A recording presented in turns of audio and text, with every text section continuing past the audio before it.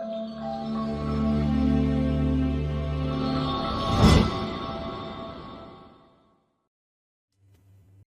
Everyone.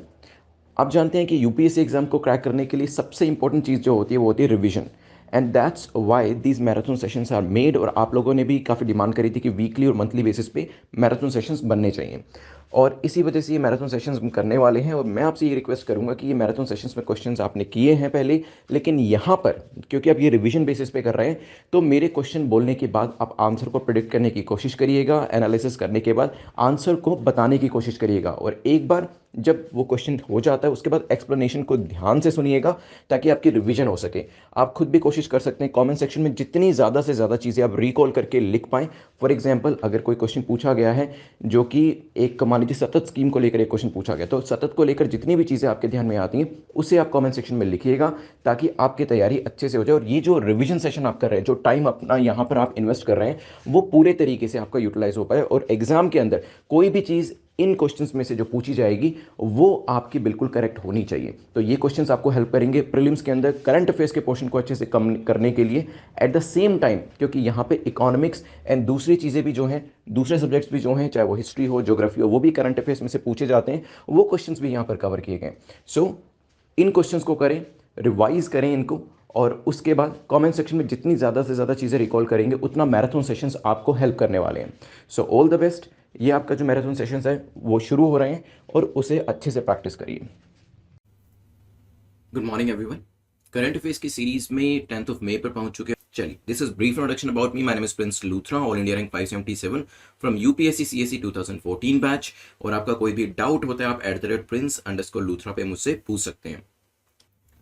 चलिए जल्दी से टॉपिक्स देख लेते हैं जो आज हम डिस्कस करने वाले हैं। सो यहाँ पे हमारा डिस्कशन 10 मैप रिलेटेड क्वेश्चन के ऊपर होगा, जिसमें नास्का प्लेट के बारे में जानेंगे, ब्राजील के बारे में डिस्कशन करेंगे, Polavaram irrigation project, Tapi pipeline. इनमें से काफी सारी चीजें न्यूज में रहती है तो एग्जाम के लिए और भी इंपॉर्टेंट हो जाती है। अदरवाइज ऐसे भी कुछ एरियाज हैं जो कि एग्जाम के लिए ऑल ओवर भी इंपॉर्टेंट रहते हैं और उनके ऊपर मैप रिलेटेड क्वेश्चन बन के आपके सामने आ सकते हैं। वेस्ट टू ईस्ट सिटीज के बारे में जानेंगे। ला सुफ्रेयर वोल्केनो अभी इरप्ट हुआ था कुछ टाइम पहले, इसके ऊपर एक क्वेश्चन डिस्कस करेंगे। कुछ रामसर साइट्स के बारे में डिस्कशन करते हुए वार्म करंट्स के बारे में जानेंगे। Forest conservation area, national park को डिस्कस करते हुए ब्लैक सी का जो रीजन है काफी न्यूज में है आजकल, इसके बारे में भी डिस्कशन हम करने वाले हैं। The first question is about Nazca plate. पूछा गया है ये कहां पर, किन दो रीजन के बीच में लोकेट करती है। क्या ये south eastern Pacific ocean, south और ईस्टर्न पैसिफिक ओशन की लोकेशन में है, नॉर्थ वेस्टर्न पैसिफिक ओशन की लोकेशन में है, और यहां पर नॉर्थ अटलांटिक ओशन इसकी जगह दी है, या फिर सदर्न अटलांटिक ओशन इसकी जगह दी है। बताइए। नास्का प्लेट एक ओशियानिक प्लेट है, ठीक है, और एक टेक्टोनिक प्लेट भी है। जब आपने ज्योग्राफी के अंदर प्लेट टेक्टोनिक्स का पढ़ा होगा तो वहां पे नास्का प्लेट को जरूर देखा होगा, लेकिन ये लोकेट कहां पर करते हैं ये आपको बताना है। चलिए सोचिए। चलिए चलते हैं नास्का प्लेट को एक बार मैप के ऊपर देखते हैं, फिर देखते हैं कि ये किस लोकेशन में। सो दिस इज द प्लेस, ये आपका नास्का प्लेट है। This is the Pacific ocean, और पैसिफिक के अगर हम देखें ईस्ट वेस्ट नॉर्थ साउथ, तो ये साउथ ईस्ट लोकेशन में आपकी पैसिफिक के लोकेट करती है। लेट्स सी अब कहां पर आपका ये साउथ ईस्ट वाला ऑप्शन दिया है, तो साउथ ईस्ट पैसिफिक ओशन आपका ए ऑप्शन ही है जहां पर ये प्लेट आपकी लोकेट करती है। ध्यान रखिएगा, ये जो पैसिफिक ओशन की ये जो प्लेट है that shares both convergent and divergent boundaries, ठीक है, और कन्वर्जेंट डाइवर्जेंट बाउंड्रीज पे ही आपके जो वोल्केनिक इरप्शंस होते हैं, आपके वोल्केनोज बनते हैं, और जहां पर आपके अर्थक्वेक का जनरेशन होता है इन्हीं की वजह से होता है, ये ध्यान रखिएगा, ठीक है। चलिए चलते हैं यहाँ पर। आप चाहें तो आसपास की दूसरी प्लेट्स को भी जरूर देख लीजिएगा। मैंने और भी प्लेट्स जैसे यहाँ पे इंडियन प्लेट आपको दिख रही होगी, पैसिफिक प्लेट दिख रही है, फिलिपिनो प्लेट दिख रही है, ठीक है। ऊपर देखेंगे तो जोन द फूका प्लेट दिख रही है आपको, कॉकस प्लेट दिख रही है, एंड कैरिबियन प्लेट दिख रही है। ये भी आपको पता होना चाहिए, एग्जाम में कहीं से भी क्वेश्चन पूछा जा सकता है। नीचे आपकी अटलांटिक प्लेट है, this is African plate, and this is Eurasian plate. चलिए नास्का प्लेट जो है आपको इसको NAZCA भी लिखा जाता है, NASCA भी लिखा जाता है। ये आपके नास्का रीजन जो सदर्न पेरू के अंदर लोकेट करता है उसके ऊपर इसको नाम दिया गया है। सेकंड क्वेश्चन को देख लेते हैं जो कि ब्राजील को लेकर है, ब्राजील की लोकेशन को लेकर पूछा है। बताइए करेक्ट स्टेटमेंट आपकी कौन सी है, ठीक है। तो ब्राजील को लेकर पहली स्टेटमेंट कहती है कि ये चिली के साथ अपने बॉर्डर को शेयर करता है ऑन द ईस्टर्न साइड। हो सकता है it has border with every south American country accept Uruguay and Ecuador. This is also possibility कि इसका जो बॉर्डर है सभी साउथ अमेरिकन कंट्री के साथ शेयर होता है, क्योंकि अपने आप में काफी बड़ी कंट्री है, लेकिन किसके साथ नहीं होता है, उरुग्वे और इक्वाडोर को छोड़कर। ट्रॉपिक ऑफ कैप्रिकॉर्न जो है वो पास करता है ब्राजील से। चलिए तीनों स्टेटमेंट्स को वन बाय वन देखते हैं। पहले तो देखेंगे चिली से इसका बॉर्डर टच करता है ईस्टर्न साइड पे या नहीं करता है। सो दिस इज ब्राजील, और यहां पर देखिए ब्राजील का बॉर्डर यहाँ पे दिस इज चिली, राइट। यहाँ पे चिली से तो कहीं दूर दूर से नहीं मिल रहा और ईस्टर्न साइड से तो वैसे ही नहीं है क्योंकि चिली इसके वेस्टर्न साइड में। तो पहली स्टेटमेंट इसकी इनकरेक्ट हो जाती है। लेकिन जो स्टेटमेंट दे रखी थी कि इक्वाडोर और उरुग्वे को छोड़ के बाकी सबसे इसका बॉर्डर टच करता है, तो यहाँ पे देखेंगे काफी सारी कंट्री से टच हो रहा है, लेकिन इक्वाडोर से नहीं हो रहा है। यहाँ पे बोलिविया से भी हो रहा है, पैराग्वे से भी हो रहा है, लेकिन उरुग्वे से भी हो रहा है। और किससे नहीं हो रहा है? चिली से नहीं हो रहा है। ये चीज ध्यान रखिएगा, ठीक है। The area of Brazil covers almost half of the entire southern America, जैसे आप देख भी सकते हैं। This is the southern America continent जो आपका है। Remarkably shared borders with all the countries, सभी कंट्री से बॉर्डर शेयर करता है, लेकिन इक्वाडोर को छोड़कर। और किसको छोड़कर? चिली को छोड़कर, ठीक है। अब आइए अपने क्वेश्चन के ऊपर वापस। तो क्या यहाँ पे चिली ईस्ट में बॉर्डर टच होता है? देखिए चिली से तो वैसे ही बॉर्डर टच नहीं होता है, और अगर आपको ये चीज पता होती कि चिली से इसका बॉर्डर टच नहीं होता है, देन आप इसको भी एलिमिनेट कर सकते थे। और सेकंड स्टेटमेंट जो है, जो ये कह रही है कि सिर्फ उरुग्वे और इक्वाडोर से नहीं लगता है, इसको भी आप एलिमिनेट कर सकते थे on the basis of this very knowledge. सिर्फ एक चीज की वजह से दो स्टेटमेंट आप एलिमिनेट यहाँ पर कर सकते थे। अब आते हैं तीसरी स्टेटमेंट। वैसे तो बाय डिफॉल्ट करेक्ट ही होगी, क्योंकि अगर आप ऑप्शन देखेंगे नन ऑफ द अबव कहीं पे भी नहीं है। इट मीन्स आंसर तो सी होने वाला है। लेकिन इसे देख लेते हैं अभी एक बार मैप के ऊपर। So this is your tropic of capricorn, जो कि आपका ऑस्ट्रेलिया से होता हुआ फिर अफ्रीका कॉन्टिनेंट को टच कर रहा है, और फिर साउथ अमेरिका के अंदर ब्राजील को यहां पर कट कर रहा है। चलिए, तो अभी ब्राजील न्यूज में था क्योंकि 25 लोगों को यहां पर 25 लोगों की डेथ हो गई है in shoot out between suspected drug traffickers और पुलिस। रियो द जेनेरो के अंदर पुलिस और जो ड्रग ट्रैफिकर्स थे उनके बीच में शूट आउट हुआ, और उसकी वजह से 25 लोगों की जान यहां पर चली गई। This was the news. But हमारे लिए इंपॉर्टेंट चीज हो जाती है इसकी लोकेशन, एग्जाम के पॉइंट ऑफ व्यू से। क्वेश्चन नंबर 3 को देखते हैं, जो कि कह रहा है identify the state where the Polavaram irrigation project is located. तो पोलावरम इरिगेशन प्रोजेक्ट कहां पर लोकेट करता है? Time and again it keeps on coming in the news. आपको न्यूज़पेपर में, इवन राज्यसभा टीवी के ऊपर इसके बारे में वेरियस प्रोग्राम्स जो वो देखने को मिलेंगे। तो पोलावरम इरिगेशन प्रोजेक्ट कहां पर लोकेट करता है, ये आपको बताना है। चलिए देखिए, अगर आपको ये किस नदी पे बनाया जा रहा है, on which river it is being there, तो वो भी आप मुझे बता सकते हैं कि कौन सी रिवर के ऊपर ये लोकेट करता है। वैसे करेक्ट आंसर यहाँ पे हो जाएगा Andhra Pradesh. B is the correct answer. Polavaram project जो है आंध्र प्रदेश में गोदावरी रिवर के ऊपर लोकेट करता है, पोलावरम विलेज के पास। अभी मैप के ऊपर भी आपको दिखाने वाला हूं। It is a multipurpose irrigation project, जो कि क्या करने वाला है, जो कि इरिगेशन बेनिफिट्स तो देगा ही देगा, साथ ही साथ हाइड्रो इलेक्ट्रिसिटी जनरेशन के अंदर भी ये काफी इंपॉर्टेंट रोल जो है अपना निभाने वाला है। इन एडिशन ये जो प्रोजेक्ट है ये ड्रिंकिंग वाटर भी सप्लाई करेगा। और वैसे मैंने आपको बताया था जिस तरीके के ये प्रोजेक्ट्स बनाए जाते हैं, मेजर ऑब्जेक्टिव यही होता है कि एक तो ड्रिंकिंग वाटर की फैसिलिटी प्रोवाइड करी जाती है इसके अंदर, ठीक है, जो आसपास की सिटीज होती है। सेकंड होता है इरिगेशन, जो इसका सेकंड इंपॉर्टेंट कंपोनेंट होता है। और तीसरा होता है हाइड्रो इलेक्ट्रिसिटी को जनरेट करना, ठीक है। तो यहाँ पे इसको याद रख लीजिएगा, drinking water, irrigation and hydro electricity को जनरेट करना, these are the major components of most of the project जो आपके वेरियस रिवर्स के ऊपर बनाए जाते हैं, ठीक है। इंटर बेसिन ट्रांसफर जो है वो भी ये यहाँ पर करेगा। तो क्या करेगा, यहाँ पर जो पानी है वो कृष्णा रिवर के अंदर दिया जाएगा। और आप जानते हैं इंटरलिंकिंग जो है, इंटर बेसिन ट्रांसफर जो है वो काफी ज्यादा न्यूज में है आजकल, और गवर्नमेंट इसके ऊपर काफी ज्यादा ध्यान दे रही है, ताकि एक रिवर जो कि काफी फ्लडेड रहती है, ठीक है, मान लीजिए दिस इज रिवर ए जो काफी फ्लडेड रहती है, इसके साथ ही पैरेलली दूसरी रिवर है जो कि है रिवर बी। यहां पर ज्यादा पानी नहीं रहता है, इसी वजह से आसपास के रीजन जो है ड्रॉट प्रोन हो जाते हैं।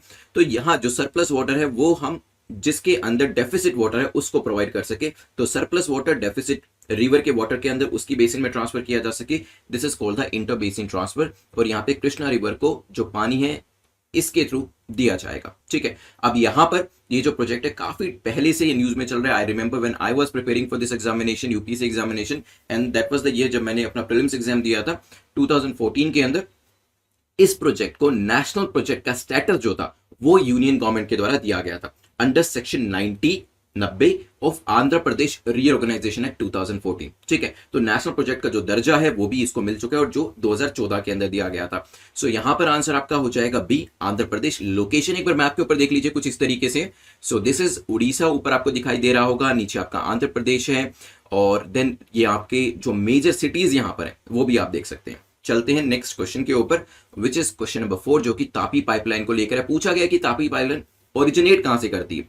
देखिए TAPI हर यहाँ पर अल्फाबेट का एक अपना मतलब है, राइट। तो आपको बताना है, क्योंकि ओरिजिनेट अगर आप, हम यहाँ पे किसी को इसके बारे में नहीं भी पता है, बट ये पता है कि ये अलग अलग कंट्रीज के नाम दिए हैं जहां जहां से ये पाइपलाइन जाती है। तो ओरिजिनेट होने के चांसेस ज्यादा तो टी से ही है या फिर आई से भी हो सकती है। वैसे क्योंकि तापी रखा गया, ओरिजिनेशन ऐसी जगह से होगा, ऐसी कंट्री से होगा जिसका नाम टी से स्टार्ट होता हो, और एंड ऐसी जगह पर होगी जिसका नाम आई से स्टार्ट होता हो। ठीक है, तो इस तरीके से कुछ गेस वर्क वहां पर आप करिएगा अगर आपको बिल्कुल भी आइडिया नहीं है। अदरवाइज अगर आपको पता है तो आप सीधा ही मार्क कर देंगे। तो अब यहां पर देखिए, ईरान को तो आप एलिमिनेट कर सकते हैं क्योंकि आंसर जो होगा वो टी से होने वाला है कि इसका ओरिजिनेशन कहां से हुआ है। तो तुर्कमेनिस्तान भी हो सकता है, तजिकिस्तान भी हो सकता है और टर्की भी हो सकता है। बताइए।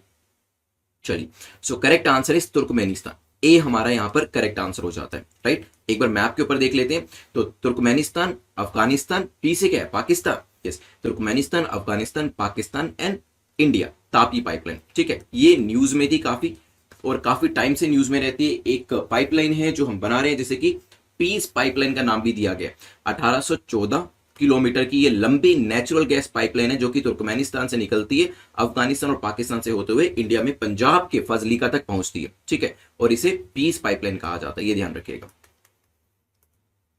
ठीक है, टाइम एंड अगेन न्यूज में आती रहती है। प्रोजेक्ट जो है डेवलप किया जा रहा है तापी पाइपलाइन कंपनी टीपीसीएल के द्वारा। एक कंजोर्शियम है जिसे कि चारों individual state owned gas companies जो है उनके द्वारा इसे रन किया जा रहा है, राइट। तो इंडिया से भी गैस कंपनीज होने वाली हैं, पाकिस्तान से भी, अफगानिस्तान से भी और तुर्कमेनिस्तान से भी। चलिए, तो आंसर क्या होगा यहाँ पर, A will be the correct answer. आपने मैप के ऊपर भी इसे देख लिया है। चलिए चलते हैं नेक्स्ट क्वेश्चन, क्वेश्चन नंबर 5 को देखते हैं, जो कि कह रहा है कि वेस्ट टू ईस्ट। देखिए, पहले तो इस तरीके से बना लीजिएगा, ईस्ट वेस्ट नॉर्थ साउथ। आपको वेस्ट टू ईस्ट लगानी है। कुछ चार यहाँ पे मेजर सिटीज के नाम आपको दिए हुए, लिस्बन है, बर्लिन है, वार्सा है, पेरिस है। वैसे अलग अलग जो इंस्टीट्यूशंस या ऑर्गेनाइजेशंस है उनके हेडक्वार्टर आपने सुना होगा। काफी सारे हेडक्वार्टर्स जो है वो वार्सा में भी हैं, काफी सारे हेडक्वार्टर पेरिस में भी हैं। तो मेजर सिटीज जो वर्ल्ड की है उनको आपको वेस्ट टू ईस्ट में लगाना है।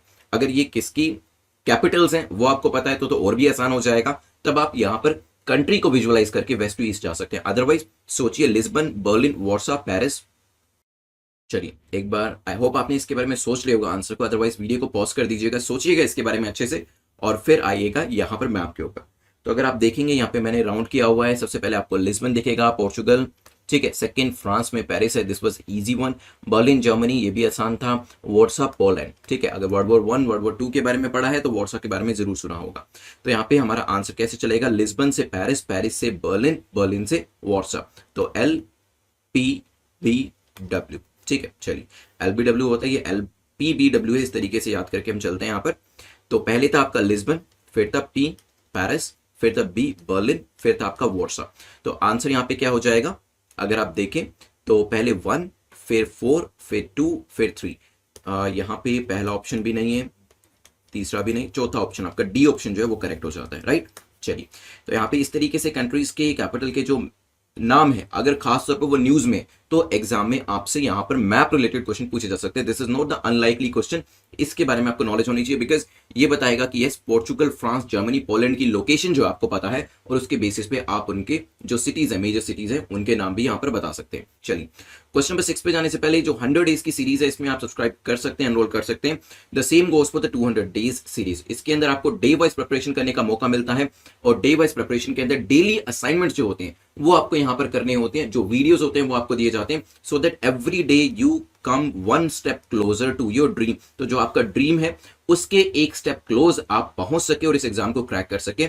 और अगर आप बिल्कुल स्टार्टिंग से तैयारी करना चाहते हैं, क्योंकि यहां पर जो 100 डेज 200 डेज हैं, these are the crash courses. लेकिन 2022 mission UPSC 2022 it's a 500 days course.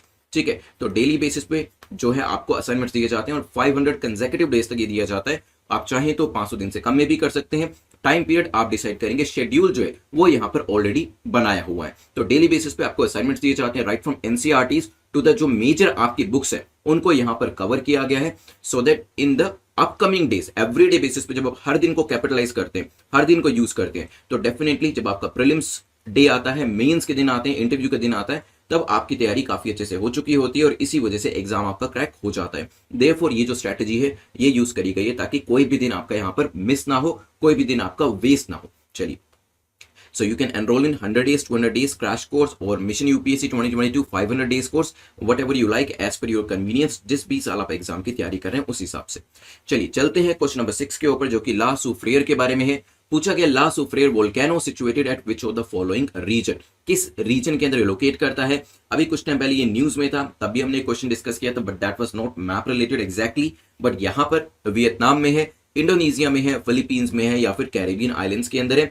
अभी रिसेंटली इसने इरप्शन किया था, इरप्ट हुआ था, ये इसी वजह से न्यूज में था, क्योंकि इसकी जो सल्फर गैसेस थी वो ये कहा जा रहा था कि इंडिया के अंदर तक भी पहुंच जाएगी, इंडिया के एटमॉस्फेयर में भी पहुंच जाएंगी, और खास तौर पे जो नॉर्दर्न इंडिया है वहां पर इसका एडवर्स इंपैक्ट देखने को मिलेगा आगे आने वाले टाइम में। जल्दी से बताएं क्या आंसर होने वाला है यहाँ पे। चलिए, सो यहाँ पे ला सूफ्रेयर वोल्केनो जो है, एक बार मैप के ऊपर देखिए, दिस इज द लोकेशन, और ये आपको अमेरिकन रीजन दिख रहा है, राइट। ऊपर नॉर्थ अमेरिका है, this is the southern America जो नीचे जा रहा है, and this is the Caribbean island. ठीक है, तो आंसर क्या हो जाएगा, कैरेबियन आइलैंड के अंदर ये लोकेट करता है। D is the correct answer. चलते हैं नेक्स्ट क्वेश्चन, ला सूफ्रेयर से आगे बढ़ते हुए क्वेश्चन नंबर 7 को देख लेते हैं। क्वेश्चन नंबर 7 बात करता है which of the following Ramsar sites is or are correctly matched with their state. तो किस राज्य के अंदर कौन सी रामसर साइट लोकेट करती है, ये आपको बताना है। पहला है हरिका लेक, ये पंजाब में है, पॉसिबल है। रेणुका वेटलैंड उत्तराखंड के अंदर है। दीपोर बिल असम में। अभी दीपोर बिल न्यूज में भी था, बताइए क्यों न्यूज में था। मैंने आपको एक न्यूज बताई थी यहां से कि यहां पर एक 6 असमीज लड़कियों ने नेक्टर प्रोग्राम के अंदर एक योगा मैट बनाया है, याद आया आपको। ठीक है, और मैंने आपको ये भी बताया था कि ये इको फ्रेंडली योगा मैट है, जिससे एक्सपोर्ट भी आगे आने वाले टाइम में बढ़ेगा। अगर आप सारी चीजें रिकॉल कर पाए तो मुझे बताइएगा कि वो योगा मैट किस मटेरियल को यूज करके बनाई गई थी। चलिए फिलहाल यहाँ पे भी आंसर करिए, क्या आंसर होगा। चलिए देखिए, दीपोर बिल के बारे में तो मैंने आपको जब आपको ये असमीज गर्ल्स का जिन्होंने ये इनोवेशन करके दिखाया वो एग्जांपल दिया, तो दीपोर बिल असम में है, क्योंकि वो जो गर्ल्स हैं वो फिशिंग कम्युनिटी दीपोर बिल में से ही आते थे और दीपोर बिल रीजन से ही वो आते थे, तो इसी वजह से ये पर्टिकुलर लोकेशन का नाम भी दिया गया था। तो थर्ड ऑप्शन तो आप वैसे ही करेक्टली मैच कर सकते थे। नाउ हरिका लेक जो है पंजाब में है, तो पहली स्टेटमेंट भी ठीक हो जाती है, लेकिन रेणुका वेटलैंड जो है वो कहां पर लोकेट करती है, that is in Himachal Pradesh, not in Uttarakhand. चलिए एक बार देख लीजिए, मैं आपको तीनों लोकेशन दिखा देता हूँ। दीपोर बिल यहाँ पे असम में आपको दिख रहा है, राइट। फिर हमने हरिका लेक देखा, पंजाब में है, और पंजाब में इसके अलावा और क्या है, कंजली भी है, और नीचे देखेंगे आपको रोपड़ दिख जाएगा।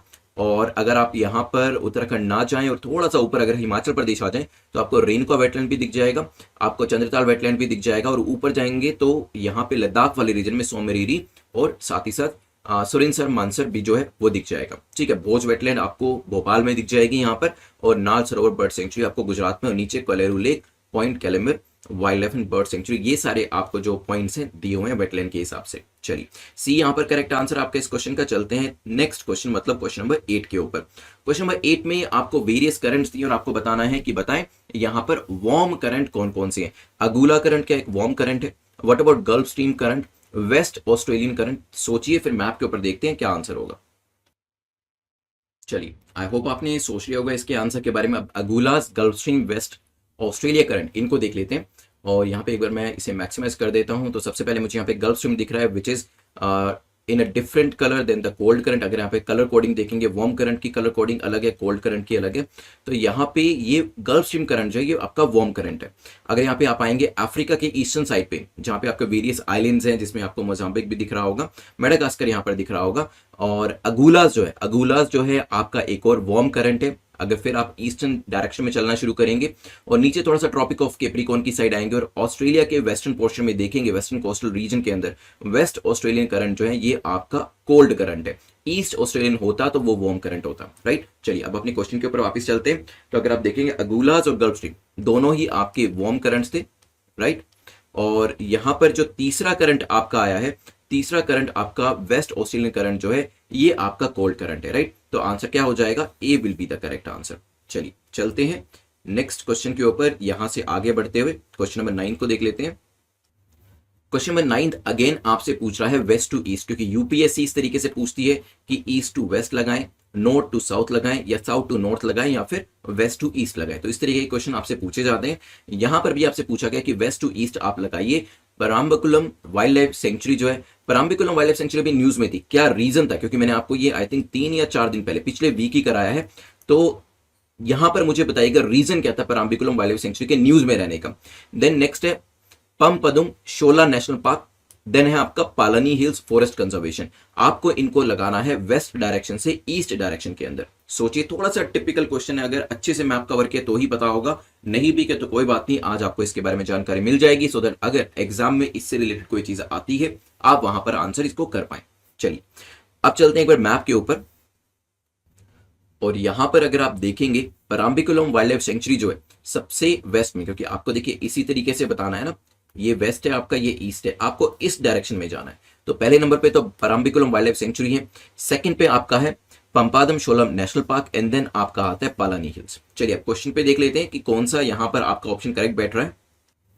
तो सबसे पहले था आपका पराम्बिकुलम वाइल्ड लाइफ सेंचुरी, बिल्कुल ठीक है, फिर आपका था पंपादम शोला नेशनल पार्क, एफएन आपका पालानी हिल्स था। तो 1 2 3 ऑटोमेटिकली दिए हुए हैं पहले से ही, तो आंसर आपका हो जाएगा डी, ध्यान रखिएगा। चलिए 9 क्वेश्चन आपके हो चुके हैं, लेकिन आसपास के रीजन को भी जरूर देखिएगा। ये तमिलनाडु है, हमने केरला को देखा, मुन्नार नीचे दिया है। और आज के चलते हैं लास्ट क्वेश्चन के ऊपर, जो कि ब्लैक सी को लेकर है। पूछा गया ब्लैक सी के बॉर्डर के आसपास कौन कौन सी कंट्री का बॉर्डर यहाँ पे टच करता है। क्या टर्की जो है उसका बॉर्डर ब्लैक सी पे टच करता है? What about Bulgaria, what about Ukraine? ठीक है, ब्लैक सी, और अगर आपने देखा होगा इस तरीके से ब्लैक सी है, फिर थोड़ा सा रास्ता है और ऊपर एक छोटा सा एक सी और है, सी ऑफ अजोव। ठीक है, तो ये काफी न्यूज में रह रहे हैं आजकल, इसी वजह से पहले भी हमने इसके ऊपर क्वेश्चन अलग तरीके से डिस्कस किए। और सी ऑफ अजोव जो है उसको ब्लैक सी का ही एक्सटेंशन के तौर पे जाना चाहता है, राइट। चलिए चलते हैं यहाँ पर मैप को देख लेते हैं।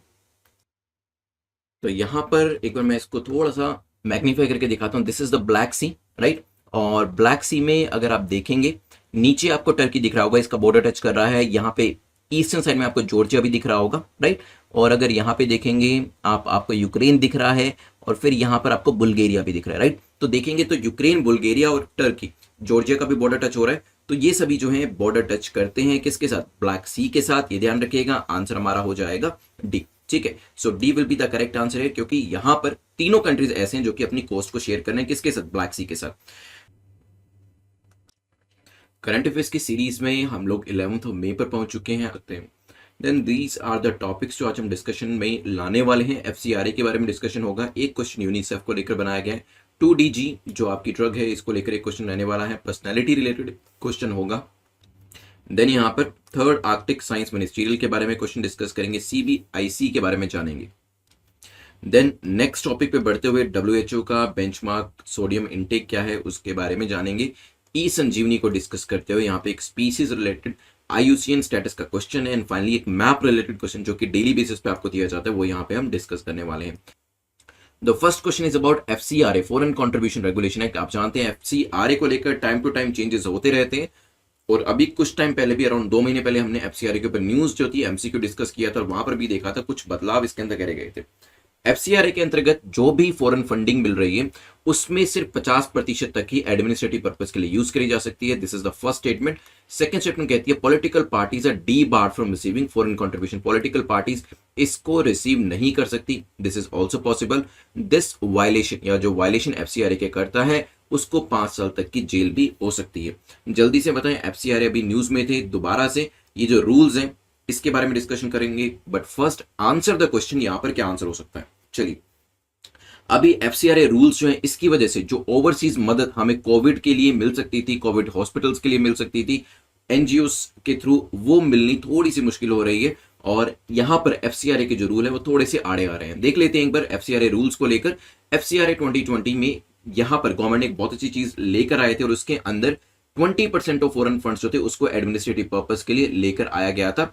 पहले जो लिमिट हुआ करती थी वो 50% हुआ करती थी 2010 के रूल्स के हिसाब से, लेकिन ये देखा गया कि जो भी फंडिंग मिलती थी, जो भी पैसा मिलता था, उसको एडमिनिस्ट्रेटिव एक्सपेंडिचर में लगाया जाता था। और बहुत सारे NGOs जो थे उसको इवन अल्टीरियर पर्पसेस के लिए भी यूज करते थे। इसी वजह से गवर्नमेंट ने कहा कि देखिए, आपका जो काम है, जो कोर एरिया आपका है, वही काम आप करें।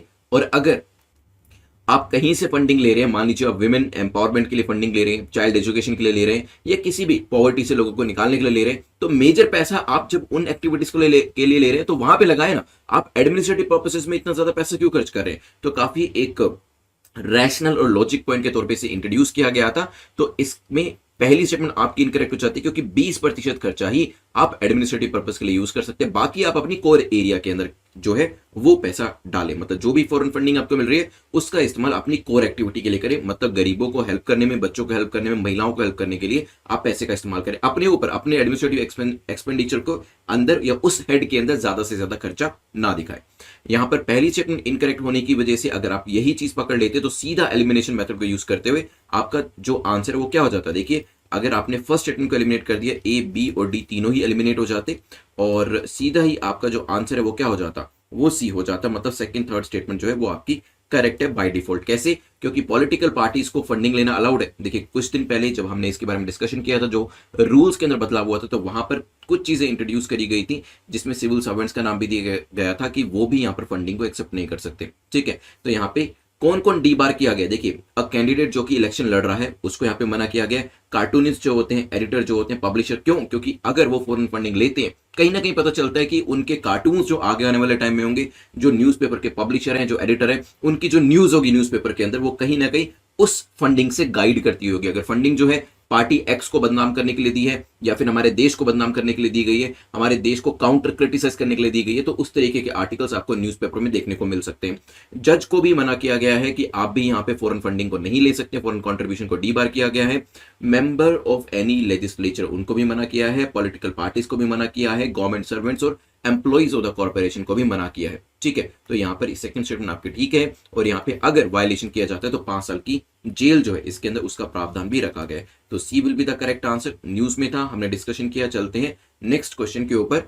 विच of the following statement is or are correct about UNICEF? UNICEF को लेकर बताएं कौन सी स्टेटमेंट आपकी करेक्ट है, कौन सा कथन आपका यहां पर सही हो जाता है। इसको लेकर 3 स्टेटमेंट्स हैं। पहली कहती है UNICEF started as the international children's emergency fund IECF in 1946। 1946 में IECF के तौर पे इसको लेकर आया गया था।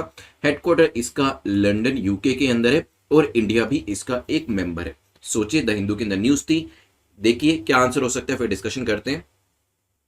चलिए, सुप्रीम कोर्ट ने in coordination with UNICEF highlight किया है need to protect the children orphan by कोविड-19। कोविड-19 की वजह से आप जानते हैं कुछ ऐसे बच्चे थे, काफी छोटे छोटे बच्चे जिनके माँ बाप दोनों की डेथ हो गई और अब वो ऑर्फन हो चुके। तो यहाँ पे सुप्रीम कोर्ट ने यूनिसेफ के साथ इनको प्रोटेक्ट करने के लिए कहा है।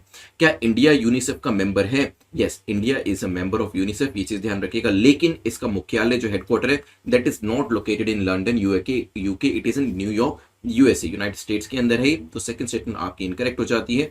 फर्स्ट स्टेटमेंट की बात करें तो यहां पर जो पहली स्टेटमेंट है, यस, यूनिसेफ जो है AIECF के तौर पे लॉन्च हुआ था 1946 के अंदर, formed by UN relief rehabilitation administration, ताकि क्या किया जा सके, ऑफर करा जा सके रिलीफ को, हेल्थ केयर को जो अफेक्टेड चिल्ड्रन है। ठीक है, बच्चे जो हैं अफेक्टेड या उनकी मदर्स हैं, उनको यहाँ पर सेकेंड वर्ल्ड वॉर जब हो रही थी उसके बाद में जो सिचुएशन थी उस सिनेरियो के अंदर हेल्प करने के लिए इसको लेकर आया गया था। तो जो पहली स्टेटमेंट है वो ठीक हो जाएगी। आंसर क्या होगा? फर्स्ट और थर्ड स्टेटमेंट करेक्ट होने की वजह से B will be the correct answer. चलिए चलते हैं यहां पर सेकंड क्वेश्चन से आगे बढ़ते हुए थर्ड क्वेश्चन को देखते हैं।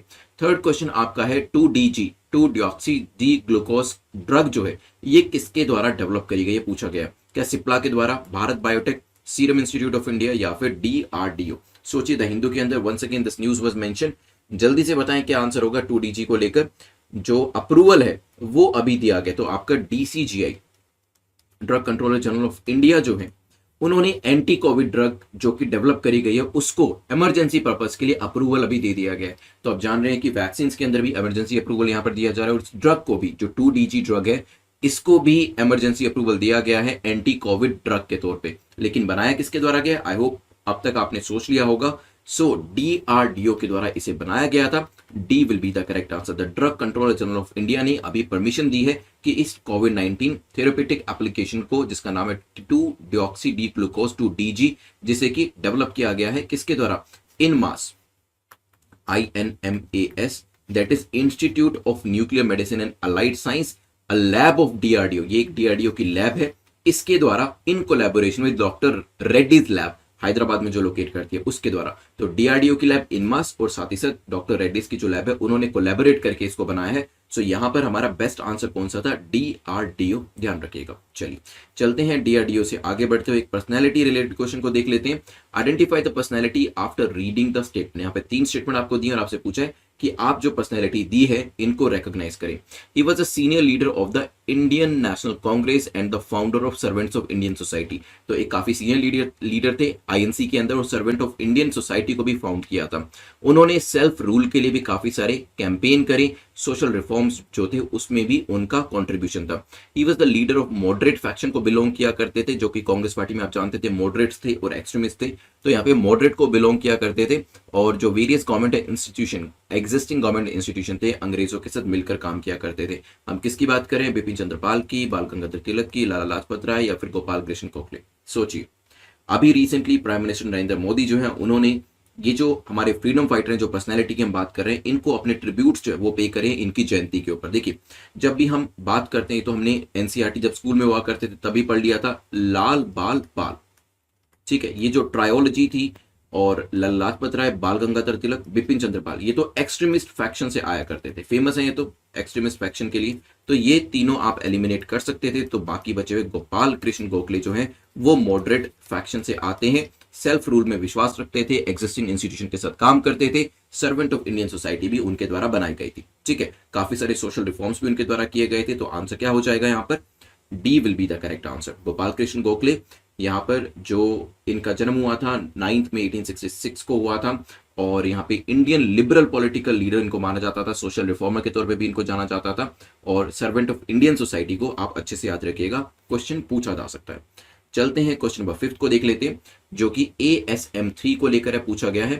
थर्ड आर्कटिक साइंस मिनिस्टीरियल जो है इसको लेकर बताएं करेक्ट स्टेटमेंट आपकी कौन सी है, कौन सा कथन आपका सही है।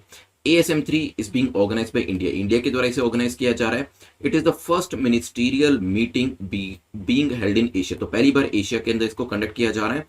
थीम क्या है? The theme for this year is knowledge for a sustainable Arctic. बताएं क्या आंसर हो सकता है, फिर करते हैं डिस्कशन इसको लेकर, आपको करेक्ट स्टेटमेंट बतानी है। Third Arctic science ministerial, Arctic science ministerial third, इसके बारे में PIB से न्यूज बनाई गई है, सोचिए क्या आंसर होगा।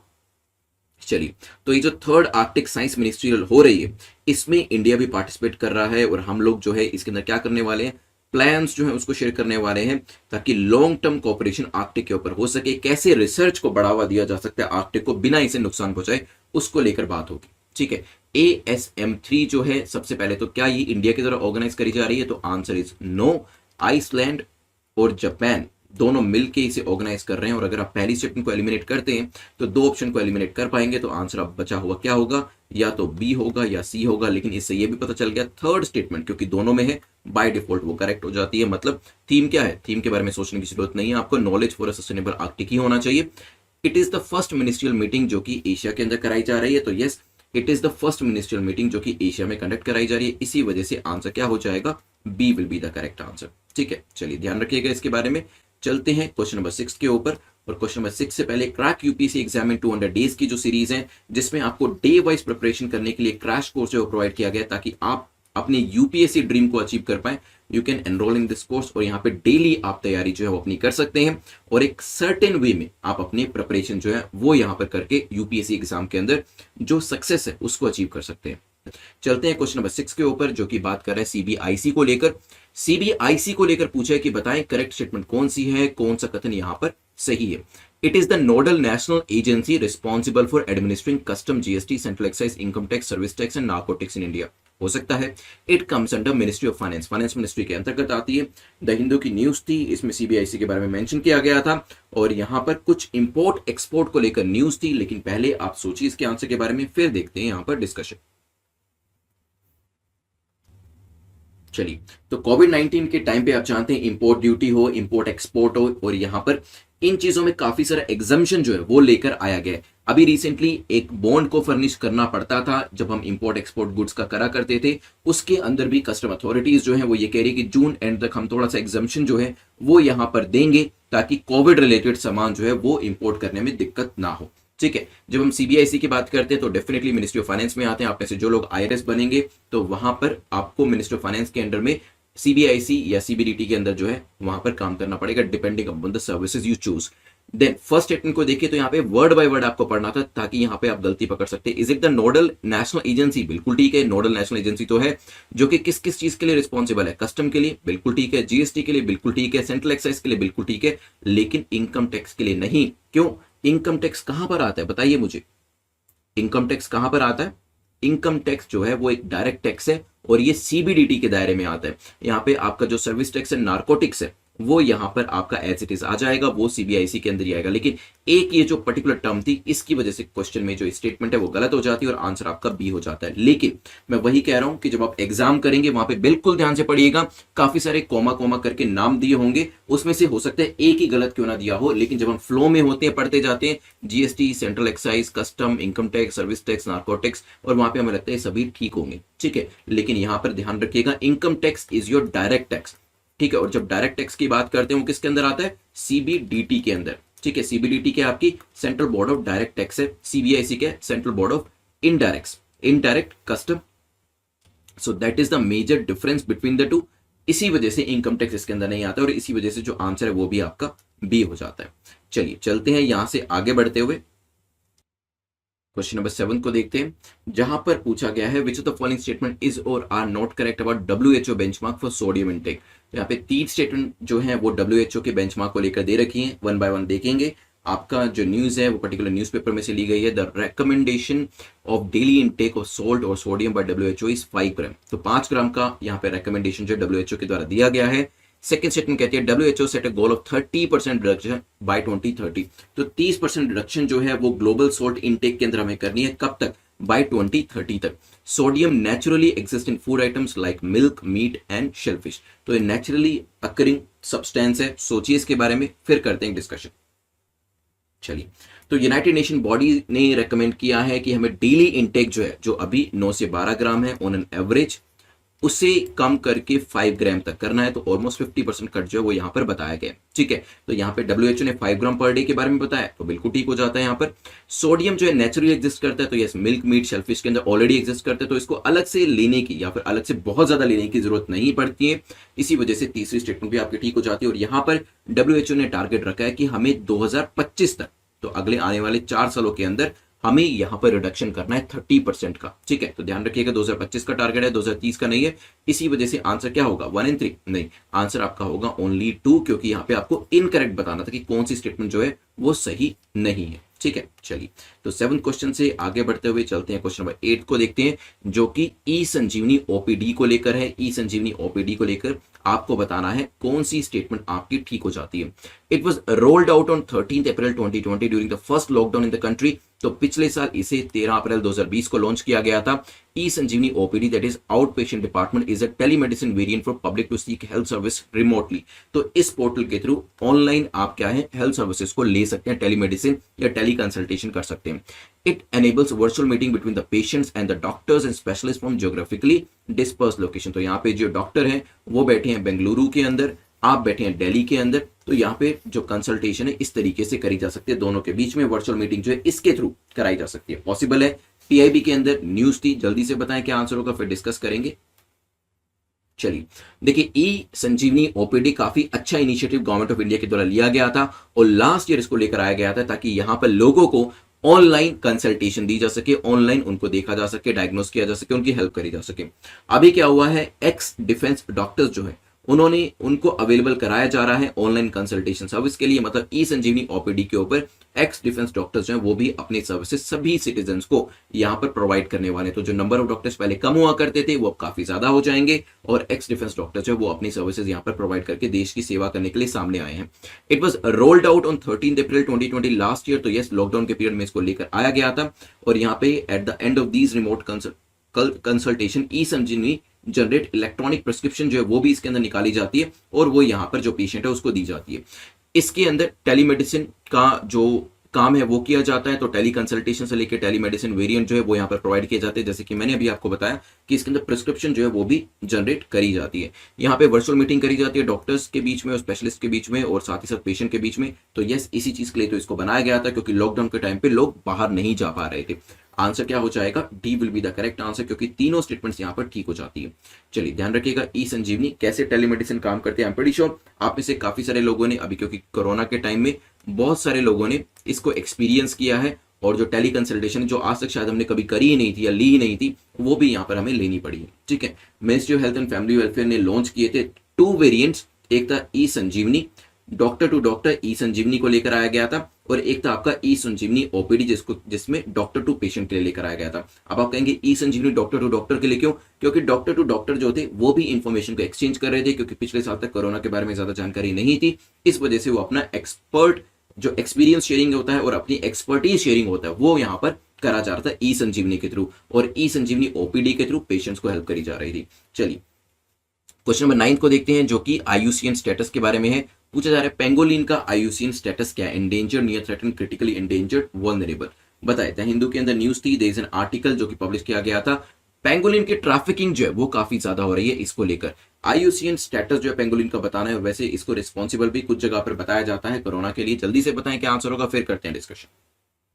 चलिए, तो यहाँ पर पोचिंग जो है काफी ज्यादा हो रही है, इसकी ट्रैफिकिंग काफी ज्यादा हो रही है, इसी वजह से ये जो पर्टिकुलर स्पीसीज है न्यूज में थी। आंसर आपका होगा यहाँ पर क्या? यहाँ पे आईयूसीएन के हिसाब से, international union for conservation of nature के हिसाब से, इंडियन पेंगोलिन जो है ये एंडेंजर्ड है। ठीक है, तो आपका आंसर क्या होगा? आपका आंसर होगा ए। अगर मैं यहाँ पे पूछता इंडियन की जगह चाइनीज पेंगोलिन तो क्या होता आपका आंसर? तो आपका आंसर सी होता है, क्योंकि चाइनीज पेंगोलिन क्रिटिकली एंडेंजर्ड है। ध्यान रखिएगा, सी से चाइनीज, सी से क्रिटिकली एंडेंजर्ड, इस तरीके से आप डिफरेंशिएशन कर सकते हैं। चलिए चलते हैं यहाँ पर आज के लास्ट क्वेश्चन के ऊपर, जो कि मैप रिलेटेड क्वेश्चन है। पूछा गया which of the following countries share the border with Caspian Sea? Caspian Sea के साथ कौन सी कंट्री बॉर्डर शेयर करती है? यहाँ पर आपको बताना है, क्या उज्बेकिस्तान करती है, अजरबैजान, ईरान या फिर तुर्कमेनिस्तान? सोचिए, फिर करते हैं डिस्कशन। चलिए यहाँ पर एक बार मैप के ऊपर देख लीजिए कौन कौन सी कंट्रीज जो है बॉर्डर शेयर कर रही है आपके कैस्पियन सी के साथ। यहाँ पे कजाकिस्तान आपको दिख रहा है, उज्बेकिस्तान एक कंट्री जो कि शेयर नहीं कर रही, तुर्कमेनिस्तान दिख रहा है, नीचे आपका ईरान आ जाता है, Azerbaijan is also there, Russia भी आपको दिखाई दे रहा है। और अभी चलते हैं अपने क्वेश्चन के ऊपर वापस। तो यहाँ पर अजरबैजान था, बिल्कुल था, ईरान बिल्कुल साउथ में था, तुर्कमेनिस्तान भी इसमें था। तो यहाँ पे उज्बेकिस्तान को छोड़कर बाकी तीनों कंट्रीज अपना बॉर्डर शेयर करें, तो आंसर क्या हो जाएगा? A will be the correct answer. ठीक है, चलिए यहाँ पे मैप को ध्यान से देखिएगा। करंट अफेयर्स की सीरीज के अंदर हम 12 मई पर पहुंच चुके हैं। आप लोगों के जो भी डाउट्स होते हैं आप @prince_luthra पे मुझे टेलीग्राम करके पूछ सकते हैं। और यहाँ पर आज के जो 10 टॉपिक्स हैं उसको देख लेते हैं। आई होप आपकी जो मॉक टेस्ट है वो अच्छे से चल रहे होंगे, क्योंकि मॉक टेस्ट का यही टाइम है लगाने का, तो इनको मिस मत करिएगा। मॉक टेस्ट अपने जरूर देते रहिएगा। टॉपिक्स देख लेते हैं। ESIC के बारे में हमारा डिस्कशन होगा। FCI को लेकर एक क्वेश्चन डिस्कस करेंगे। ऑसिरिस फ्रैक्स दोबारा से न्यूज में था, जानेंगे क्यों था। LNG कॉन्टेम्प्ट ऑफ कोर्ट को लेकर डिस्कशन होगा। Indian strain SARS corona virus को लेकर कौन सा है उसके बारे में जानेंगे। DCGI का क्या रोल रहता है इसको देखेंगे। क्लास ऑफ प्रोटीन के बारे में डिस्कशन करते हुए आपका आत्मन AI के बारे में डिस्कशन करेंगे। और फाइनली आपका एक मैप रिलेटेड क्वेश्चन होगा, जो कि डेली बेसिस पे एक मैप का क्वेश्चन हम जरूर करते हैं और संडे को मैप का पूरा वीडियो करते हैं। The first question is about ESIC, employee state insurance corporation को लेकर पहला क्वेश्चन आपसे पूछा जा रहा है कि बताइए करेक्ट स्टेटमेंट आपकी इसको लेकर कौन सी है। 3 स्टेटमेंट है। पहली कहती है कि इसका जो ऑफिस है वो इसका हेड ऑफिस जो है न्यू दिल्ली के अंदर लोकेट करता है। सेकंड स्टेटमेंट कहती है it aims to provide social services to the Indian workers of all the classes. जितने भी क्लासेस के इंडियन वर्कर्स है उनको यहाँ पे सोशल सर्विसेज के थ्रू प्रोवाइड करी जाती है। The money needed for this plan is collected from the employers only. तो इसके लिए जो पैसा होता है वो एम्प्लॉयर से लिया जाता है, लेकिन माइंडेड ओनली दिया है, ओनली, ऑल, जो इस तरीके के शब्द आते हैं वहां पे आपको थोड़ा सा ध्यान ज्यादा देना है। PIB के अंदर से इस न्यूज को कवर किया गया है। जल्दी से मुझे बताएं अभी आंसर क्या होने वाला है। चलिए सबसे पहले तो ESIC का जो हेड ऑफिस है वो न्यू दिल्ली में है, तो पहली जो स्टेटमेंट है वो आपकी ठीक हो जाती है। इसकी वजह से आप सिर्फ थर्ड स्टेटमेंट को एलिमिनेट कर सकते हैं। सेकंड स्टेटमेंट की बात करें, जो यहां पर it aims to provide social services, तो ये आपका जो ऑर्गेनाइजेशन है ESIC, it's a state run organisation. 1948 employee state insurance act के अंदर इसको लेकर आया गया था। और ESI प्लान्स जो होते हैं, जो एम्प्लॉय स्टेट इंश्योरेंस प्लान्स जो होते हैं, उसको ओवरसी करने के लिए इसको बनाया गया था। ठीक है, यहां पर एम क्या है? द ऑर्गेनाइजेशन का एम है कि social services to Indian workers या लेबरर्स को हमें प्रोवाइड करना है, जिसमें उनके मेंबर्स जो एक्चुअली जो यहाँ पे वर्कर्स हैं और उनकी फैमिलीज भी शामिल है। To be eligible for the ESI scheme, यहाँ पर एक क्राइटेरिया रखा गया है, इसी वजह से यहाँ पे ऑल वर्कर्स, मैंने कहा था जहाँ पे ऑल आ जाता है, ओनली आ जाता है, वहां पे थोड़ा सा आपको ध्यान ज्यादा देना है। ऑल क्लास इसमें इंक्लूडेड नहीं होती है। यहाँ पर जिन एम्प्लॉयज की जो सैलरी है 21,000 से ज्यादा नहीं होती है, और यहाँ पर ऐसे एम्प्लॉयज जो कि दिव्यांग जन हैं, उस केस में ये लिमिट 25,000 रखी गई है। तो इनसे अगर कम सैलरी है तो यहाँ पर आपको इस पर्टिकुलर स्कीम का बेनिफिट जो है वो प्रोवाइड किया जाता है। ठीक है, तो यहाँ पे सेकंड स्टेटमेंट आपकी इनकरेक्ट हो जाती है।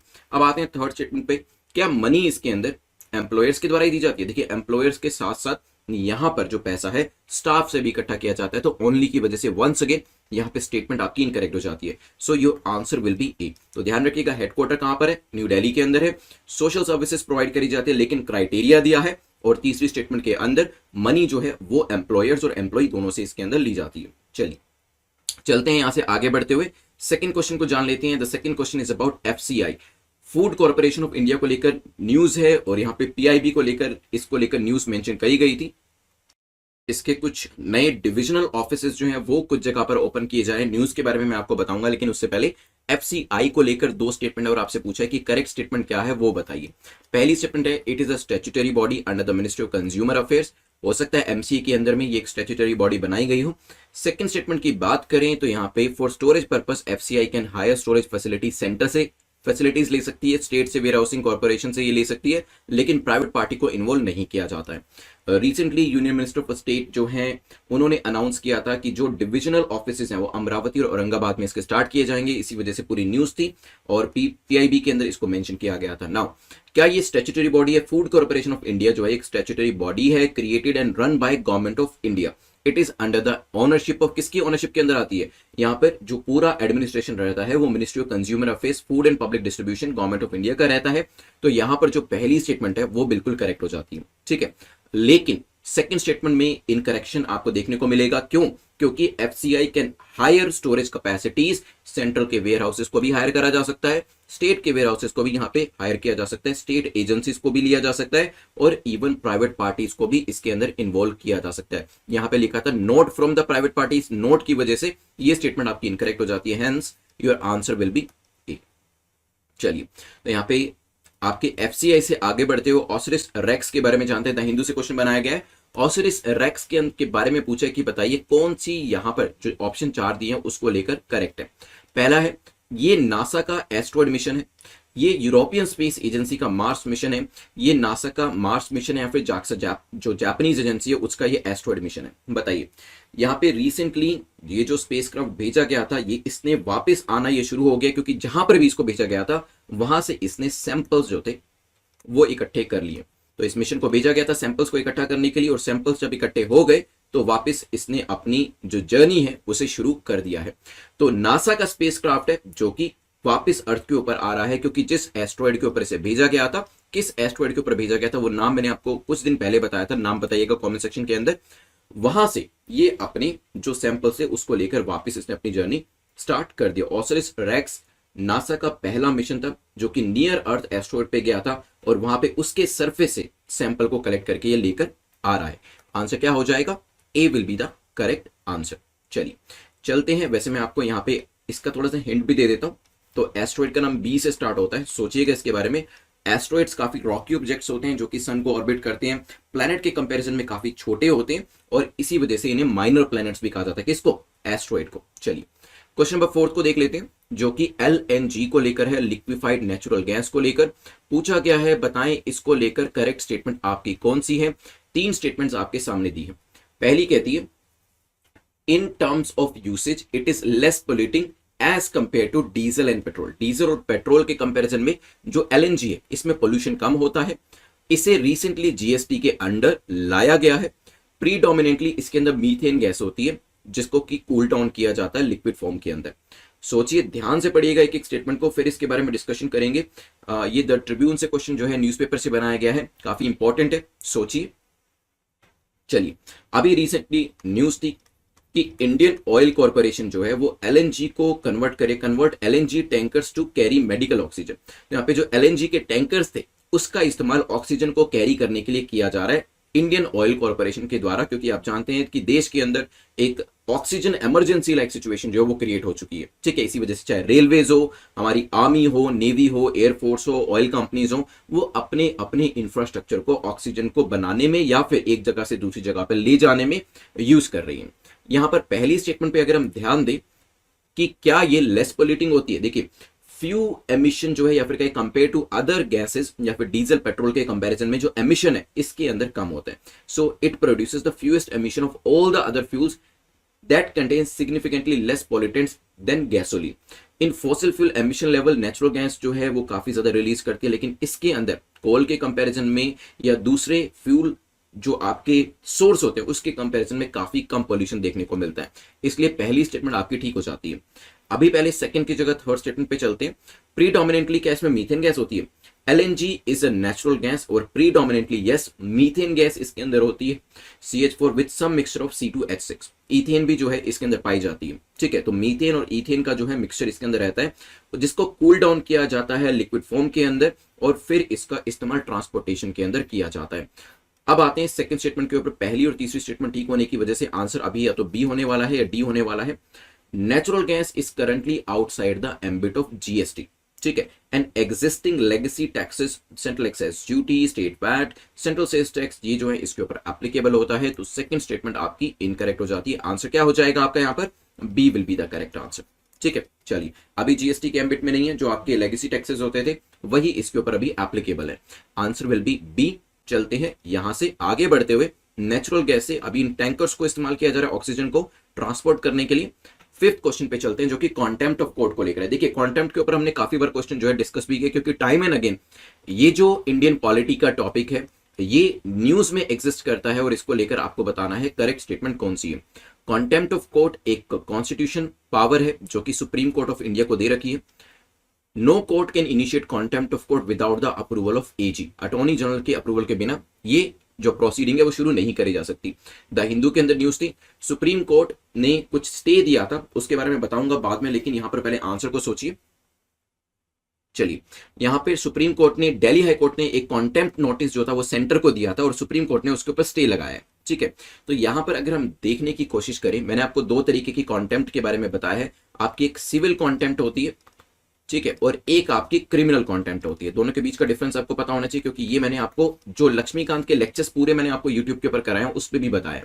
कॉन्टेम्प्ट ऑफ कोर्ट जो है सुप्रीम कोर्ट के पास एक पावर के तौर पे दी गई है, बिल्कुल ठीक है, और इसी तरीके की पावर जो है क्या वो हाई कोर्ट को भी दी गई है? सोचिए, यस, इसी तरीके की कॉन्टेम्प्ट की पावर जो है वो हाई कोर्ट को भी दे रखी है. कॉन्टेम्प्ट ऑफ कोर्ट एक कॉन्स्टिट्यूशन पावर है जो कि सुप्रीम कोर्ट ऑफ इंडिया को दी है. Article 129 of the Indian constitution वो कहता है कि supreme court of India shall be a court of record and shall have all the powers. तो यहां पे सुप्रीम कोर्ट जो है एक कोर्ट ऑफ रिकॉर्ड होगी और उसके पास सारी पावर्स होगी, including the power to punish for contempt for itself. तो यहां पे अगर इसका कॉन्टेम्प्ट किया जाता है तो भी इसके लिए पनिशमेंट की पावर सुप्रीम कोर्ट के पास है. तो यहां पे आर्टिकल 129 सुप्रीम कोर्ट के लिए, लेकिन क्या मुझे कोई कमेंट सेक्शन के अंदर बता सकता है कि हाई कोर्ट के लिए आर्टिकल क्या है? Why am I asking these questions? Because पहली बात तो इससे जो चीजें हमने पढ़ी है हाई कोर्ट के आर्टिकल के बारे में कुछ दिन पहले हमने डिस्कस किया था जब हम कॉन्टेम्प्ट को डिस्कस कर रहे थे, आपका रिकॉल हो जाएगा.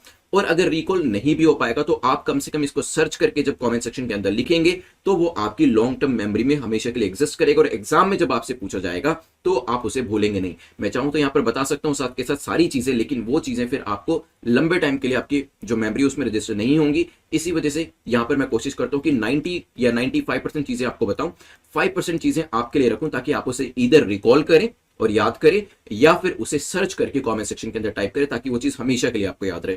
पहली स्टेटमेंट आपकी ठीक हो जाती है. अगर आपको याद हो, जब लास्ट टाइम हमने कॉन्टेम्प्ट के बारे में डिस्कशन किया था, मैंने आपको बताया था कि देखिए सुप्रीम कोर्ट के पास जो भी केसेस जाते हैं, अटॉर्नी जनरल जो है उसको फिल्टर करते हैं. ठीक है, अटॉर्नी जनरल को सुप्रीम कोर्ट ने कहा कि आप देखिए कौन से केसेस ऐसे हैं जो मेरे पास आने चाहिए, जो मेरे पास नहीं आने चाहिए. ठीक है, तो ये जो एक इंपॉर्टेंट काम है EG को दिया हुआ है कि आप मुझे बताइएगा ताकि मेरा टाइम हर कॉन्टेम्प्ट के केस को लेकर ना वेस्ट हो. लेकिन सुप्रीम कोर्ट के पास सुओ मोटो पावर भी है, ऐसा नहीं है कि पूरी पावर जो है AG को यहां पर दे रखी है. सुप्रीम कोर्ट ने AG को तो अपनी फैसिलिटेशन के लिए रखा है कि आप देख लीजिएगा, जो आप रेफर करेंगे हम उसको देख लेंगे, क्योंकि आप जो है डेफिनेटली ऐसे ही केसेस को हमारे पास भेजेंगे जो कि देखने लायक होंगे, क्योंकि काफी सारे फ्रिवलस जो कॉन्टेम्प्ट के यहाँ पे पिटिशंस होती हैं वो भी डाली जाती हैं. लेकिन कहीं पे सुप्रीम कोर्ट को लगता है कि यहाँ पर कॉन्टेम्प्ट हुआ है तो सुओ मोटो कॉग्निजेंस भी उनके द्वारा. सुओ मोटो क्या होता है? सुओ मोटो मींस अपने आप से, जहां पर उनकी खुद नजर चली गई, कहीं अपने उन्होंने किसी न्यूज चैनल पे देखा, कहीं पे उन्होंने न्यूज़पेपर में देखा कि कोई व्यक्ति ऐसी चीज कह रहा है जो कि कहीं ना कहीं कोर्ट की अवमानना कर रही है, कहीं ना कहीं कॉन्टेम्प्ट हो रहा है, तो वहां पर उनको AG को रेफर करने की जरूरत नहीं है, वो डायरेक्टली सुओ मोटो मतलब अपने आप से अपने आप से भी उसे संज्ञान में ले सकते हैं और उसके ऊपर कार्यवाही शुरू कर सकते हैं, राइट। तो यहाँ पे no court can initiate contempt of court without approval, no approval की जरूरत नहीं है। यहाँ पे एजी को तो सिर्फ फैसिलिटेशन के लिए रखा गया, ये चीज ध्यान रखिएगा, राइट। आंसर क्या हो जाएगा, A will be the correct answer. तो कॉन्टेम्प्ट के बारे में भी हमने देख लिया। आर्टिकल 129 किसके लिए है, आपके सुप्रीम कोर्ट के लिए। इसी तरीके से एक आर्टिकल है 200 की लाइन में आता है, ये भी मैंने आपको बता दिया, टू समथिंग समथिंग, आंसर करिएगा यहाँ पे। तो हाई कोर्ट के लिए वो आर्टिकल कौन सा है, राइट। चलिए चलते हैं, चलिए क्वेश्चन नंबर 6 पे जाने से पहले जो 50 डेज रिवीजन सीरीज है इसके बारे में जान लेते हैं। सो बेसिकली अगर आपने स्टैटिक पोर्शन को अच्छे से कवर किया है पिछले 1 साल में 2 साल में, अगर आपने स्टैटिक के अच्छे तरीके से नोट्स बनाए तो आपको उसकी जरूरत नहीं है। तो यहाँ पे इस सीरीज में तब आप एनरोल मत करिएगा, बिकॉज तब आप अपने नोट्स को अच्छे से रिवाइज करिए अगर आपने स्टैटिक पोर्शन अच्छे से कवर किया। Now this series is design for the students जिनको लगता है कि स्टैटिक पोर्शन उनका वीक है और स्टैटिक पोर्शन के अंदर उन्होंने उतनी ज्यादा मेहनत नहीं करी है। मेरा जो फर्स्ट अटेम्प्ट था वहां पर मैंने ये देखा था कि मेरा करंट अफेयर्स तो काफी अच्छे से कवर हो गया था, लेकिन स्टैटिक पोर्शन के अंदर मेरी it was like quite weak. Reason is कि मैंने करंट अफेयर्स पे बहुत ज्यादा ध्यान दिया था और इस चक्कर में मैं स्टैटिक पोर्शन को कवर करना भूल गया था, राइट। तो ज्यादा अच्छे से मेरा वो स्ट्रॉन्ग नहीं बन पाया था। सो फॉर दो स्टूडेंट्स जिन्होंने करंट अफेयर्स तो अच्छे से कवर कर लिया लेकिन स्टैटिक पोर्शन उनका रह गया, उतना ज्यादा स्ट्रॉन्ग नहीं हो पाया, उनके लिए ये क्रैश कोर्स जो लेकर आया गया। रिवीजन कर सकते हैं इसके थ्रू, आप अपना पूरा जो स्टैटिक पोर्शन है 7 वीक्स के अंदर 7 सब्जेक्ट्स को एक फास्ट ट्रैक मैनर के अंदर कवर कर सकते हैं, so that upcoming prelims exam के अंदर आप अच्छा परफॉर्म कर सके स्टैटिक पोर्शन के अंदर। नाउ फॉर पीपल जो कि नेक्स्ट ईयर एग्जाम देने वाले हैं और उनके लिए 100 डेज का क्रैश कोर्स और 200 डेज का क्रैश कोर्स है, वो इस चीज के लिए लाया गया क्योंकि खास बात इसकी ये है कि डे वाइज प्रिपरेशन आपको यहां पर करने के लिए मिलती है। आप चाहें तो 100 डेज में चाहें, 200 डेज में चाहें या फिर 500 डेज में चाहें। ये जो कोर्सेज है नेक्स्ट ईयर के लिए आपके बनाए गए हैं 2022 के लिए। 2021 में भी काफी सारे स्टूडेंट्स ने इसमें एनरोल किया और यहाँ पे फीडबैक जो था काफी अच्छा रहा। कुछ यहाँ पे सजेशन भी दिए गए जो कि इस साल जो है ऐड करी जा रही हैं। यहाँ पे डे वाइज आपको असाइनमेंट्स दिए जाते हैं जिसमें आपके प्रीलिम्स और मेंस दोनों के असाइनमेंट्स आपको दिए जाते हैं, ताकि डे वाइज आप इसके अंदर अपने काम को करते जाएं, अपने वीडियोस को स्टैटिक करंट अफेयर्स के देखते जाएं, साथ ही साथ जो इंप्रूवमेंट है वो अपने एरियाज के अंदर लाते जाएं। तो अगर आप शेड्यूल वे में तैयारी करना चाहते हैं you can enrol in this series, but उससे इंपॉर्टेंट चीज मैं आपको ये बताऊंगा कि अगर आप एनरोल नहीं भी करते तो भी कोशिश यही करिएगा कि अपना शेड्यूल जो है इस तरीके से बनाए, क्योंकि देखिए यूपीएससी में होता क्या है, एक डिफिकल्ट चीज जो है वो ये है कि हम सिलेबस को अपने कवर कैसे करें, राइट। वो अपने आप में एक बहुत बड़ा चैलेंज रहता है। तो आप अपने हर दिन को मेजर करिएगा, उसी के हिसाब से अपना शेड्यूल बनाइएगा और डे वाइज जो है उस डे को अच्छे से टारगेट करिएगा कि वहां पर कुछ मिस ना हो आपसे। जो भी आपने अपने स्टैंडर्ड टारगेट रखे हैं कि इस दिन में मुझे ये चीजें कवर करनी है, अगर एक पर्टिकुलर डे में मुझे लक्ष्मीकांत के 3 चैप्टर 4 चैप्टर कवर करने तो उसे कोशिश करिएगा कवर करने की। अगर मुझे डेली एक आंसर लिखना है मेंस का तो वो उसे कवर करिएगा। तो यहां पर शेड्यूल वे में तैयारी करेंगे, चाहे वो खुद से ही क्यों ना करे, यहां पर एग्जाम कंपेरेटिवली आपके लिए ईजी हो जाएगा। जब 100 डेज 200 डेज 500 डेज बीतेंगे उसके बाद आपको एक रियलाइजेशन होगी कि यस मेरी प्रिपरेशन जो है वो अच्छे से हुई है। तो यहाँ पे शेड्यूल वे में तैयारी जरूर करिएगा, क्योंकि प्रॉब्लम सबसे बड़ी ये होती है, एक्सपीरियंस से बता रहा हूं कि पूरा साल बीत जाता है और लगता है कि हमने तैयारी अच्छे से नहीं करी। रीजन उसका ये होता है क्योंकि जो तैयारी होती है वो प्लान्ड वे में नहीं होती। तो प्लान्ड वे में तैयारी करेंगे तो एग्जाम क्रैक करना कोई मुश्किल बात नहीं है। और कुछ स्टूडेंट्स को इस बार ये भी लग रहा होगा, अभी जैसे एग्जाम पास में आ रहा है, कि क्या मुझे इस साल देना चाहिए, मेरा तो स्टैटिक पोर्शन कवर नहीं है, मेरा तो करंट अफेयर्स कवर नहीं है। आई रिमेंबर जब मैंने अपना 3rd अटेम्प्ट दिया था and that was the time मैंने क्रैक द एग्जामिनेशन, मुझे भी इस तरीके के डबल थॉट्स आ रहे थे, सभी को आते हैं कि क्या इस साल मुझे एग्जाम देना चाहिए नहीं देना चाहिए, मेरी तैयारी उतनी अच्छे से नहीं है। बट 3rd अटेम्प्ट में मैंने एग्जाम दिया और उसे क्रैक भी किया और फाइनली इंटरव्यू भी क्रैक करके जो यूपीएससी एग्जाम है इसको फुल्ली क्रैक कर दिया, राइट। लेकिन इसी डबल थॉट को आपको कैंसिल आउट करना है। You have to believe in your preparation. आपको बिलीव करना पड़ेगा कि यस आपने जो पिछले 1 2 3 साल में तैयारी करी है उसके बेसिस पे आप एग्जाम क्रैक कर सकते हैं। तो डबल थॉट को मत आने दीजिएगा। अगर आप जानते हैं आपने मेहनत करी है तो वो एग्जाम आपका हो जाएगा। इस पॉइंट पे बहुत बार ऐसा होगा, डबल थॉट्स आएंगे अलग अलग तरीके से, उनको अपने ऊपर हैवी मत होने दीजिएगा, रादर उनके ऊपर हैवी होइएगा, क्योंकि आप जानते हैं कि पिछले कुछ सालों के अंदर आपने जो है बहुत बेहतर तरीके से तैयारी करी है और अभी आप इस एग्जाम को क्रैक कर सकते हैं। क्वेश्चन नंबर 6 को देख लेते हैं जो कि सार्स कोरोना वायरस को लेकर है। Which of the following are called the Indian strain of SARS corona virus. तो यहाँ पे किसको यहाँ पे इस पर्टिकुलर SARS-CoV-2 का इंडियन स्ट्रेन के तौर पे जाना जाता है, बताइए। B117 की बात हो रही है, B11282 की बात हो रही है, B1351 की, B1617 की। तो यहाँ पे किसको इंडियन स्ट्रेन्स के तौर पे जाना जाता है, कौन सा वो यहाँ पर स्ट्रेन है, जल्दी से बताएं फिर डिस्कस करेंगे इसके बारे में। जल्दी से बताएं क्या आंसर होगा। द हिंदू में न्यूज थी। चलिए, तो WHO वर्ल्ड हेल्थ ऑर्गेनाइजेशन जो है इसने कहा है Covid variant in India of concern. तो इंडिया के अंदर जो कोविड का वेरिएंट आप जानते हैं, वेरिएंट ऑफ कंसर्न जो है VOC के बारे में आपने इस टर्म को जरूर पढ़ा होगा न्यूज के अंदर। अलग अलग जगह पे अलग अलग वेरिएंट्स आ रहे हैं और उनको कुछ ऐसे वेरिएंट्स हैं जिनको वेरिएंट ऑफ कंसर्न में काफी ज्यादा वेटेज दी जा रही है क्योंकि उनकी वजह से केसेस काफी ज्यादा बढ़ रहे हैं। तो B117 जो है क्या ये इंडिया में था? नहीं, ये यूके का वेरिएंट है, ध्यान रखिएगा। B11282 ये किसका है? ब्राजील का वेरिएंट है, ब्राजील में आया था। फिर आता है B1351, ये साउथ अफ्रीका का वेरिएंट है। और ये फोर्थ हमारा आंसर, ठीक है, B1617, 16-17 करके याद रखिएगा इसको। बाकी नाम याद करना मुश्किल है लेकिन इंडिया का नाम याद करना इजी है, 16-17 इस तरीके से। 1.617 है, ये वेरिएंट ऑफ कंसर्न है और वेरिएंट ऑफ इंटरेस्ट भी इसको कहा जाता है। 1617 वेरिएंट सार्स कोरोना वायरस और the Indian strain fear to be contributing to a surge of corona virus cases, जैसे कि जो हमने सेकेंड वेव में देखे हैं नंबर ऑफ केसेस जिसमें ऑक्सीजन की कमी की वजह से काफी सारे लोगों की यहाँ पे डेथ हुई है, उसके लिए जो वेरिएंट रिस्पॉन्सिबल है this is the one, B1617, ध्यान रखिएगा। और WHO ने भी कहा है कि इसको लेकर चिंता करनी चाहिए, ठीक है। चलिए, तो यहां पर याद रखने का तरीका 16-17 मैंने आपको बता दिया। वैसे आप इसे USB के तौर पे याद कर सकते हैं। U का मतलब है यूके, S मतलब साउथ अफ्रीका, B मतलब ब्राजील। यहां से वेरिएंट्स जो है अलग अलग निकले हैं। चलिए, क्वेश्चन नंबर 7 को देख लेते हैं जो कि DCGI को लेकर है। पूछा गया drug controller general of India को लेकर बताएं कौन सी स्टेटमेंट करेक्ट नहीं है। पहली कहती है in case of any dispute with respect to quality of the drug DCGI is appellate authority. DCGI जो है एक एपेलेट अथॉरिटी है, ये एस्टैब्लिश करती है standard for the manufacturing, sales, import and distribution of drugs in India. तो ये सभी काम इसके द्वारा किए जाते हैं।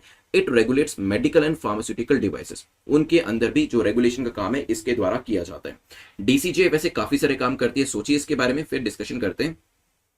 चलिए, तो यहां पर ये न्यूज में क्यों थी? क्योंकि द हिंदू के अंदर DCGI ने अप्रूव किया था एंटी कोविड ड्रग जिसको कि DRDO के द्वारा डेवलप किया गया है for emergency use. Last time हमने इसके बारे में डिस्कशन भी किया था ड्रग के नाम को लेकर। Drug controller general of India is the head of the, किसका हेड है? CDSCO, central drug standard control organisation का in India. DCGI also establish standard for manufacturing, कैसे दवाइयों का, ड्रग्स का मैन्युफैक्चर करना है, सेल कैसे करना है, किसको इंपोर्ट करना है, डिस्ट्रीब्यूशन कैसे करना है, ये सभी काम इसके द्वारा किया जाता है। मेडिकल एंड फार्मास्यूटिकल डिवाइसेस को रेगुलेट करने का काम भी इसके पास आता है। तो यहाँ पे जो डिवाइसेस हैं उसको लेके रेगुलेशन, जो आपकी ड्रग्स है उसको लेके मैन्युफैक्चरिंग और दूसरे प्रोसेसेस को देखा जाता है। DCGI जो है एपेलेट अथॉरिटी रहता है क्वालिटी ऑफ ड्रग के मामले में भी, ठीक है। DCGI जो है मेंटेन करता है, प्रिपेयर करता है national reference standard for drugs. तो ड्रग्स को लेकर यहाँ पर जो स्टैंडर्ड सेट करने की बात होती है वो भी इसके द्वारा करा जाता है। यूनिफॉर्मिटी इंप्लीमेंटेशन के अंदर ड्रग्स एंड कॉस्मेटिक एक्ट को लेकर वो भी इसी का काम होता है, इसी की रिस्पॉन्सिबिलिटी में आता है। और यहां पर DCGI drug controller general of India also responsible for training and drug analyst deputed by the state drug control laboratories and other institution। तो काफी सारे काम जो है यहाँ पर दिए गए हैं। तो पहला काम भी इसके द्वारा किया जाता है। सेकंड जो है, पहला काम क्या होता है? जहाँ पे डिस्प्यूट को लेकर, क्वालिटी को लेकर ड्रग के मामले में था, ठीक है। दूसरा स्टैंडर्ड को सेट करना, मैन्युफैक्चरिंग, सेल्स, इंपोर्ट को लेकर बात करना, ये भी इसके अंडर में आता है। और फार्मास्यूटिकल डिवाइसेस को लेकर रेगुलेशन करना वो भी इसके काम के अंदर आता है। यहाँ पे पूछा गया था नोट करेक्ट, तो तीनों ही करेक्ट है। आंसर क्या हो जाएगा? None of the above, D will be the correct answer. चलते हैं यहां पर DCGI से आगे बढ़ते हुए क्वेश्चन नंबर 8 को देख लेते हैं। Which class of protein functions as antibodies in cell. तो यहाँ पे कौन सा प्रोटीन फंक्शन, जो क्लास का प्रोटीन है जो कि एंटीबॉडीज के तौर पे काम करता है सेल्स के अंदर? Are we talking about haemoglobin, globular proteins, myoglobin या फिर इम्यूनोग्लोबुलिन्स? बताइए क्या हो सकता है आंसर। हीमोग्लोबिन के बारे में सबसे पहले पढ़ते हैं। चलिए, वैसे ये जो आपकी जो न्यूज बनाई गई है, न्यूज पेपर में मेंशन किया गया था ब्रीफली, लेकिन ये science and technology biology section से ये क्वेश्चन पूछा जा सकता है।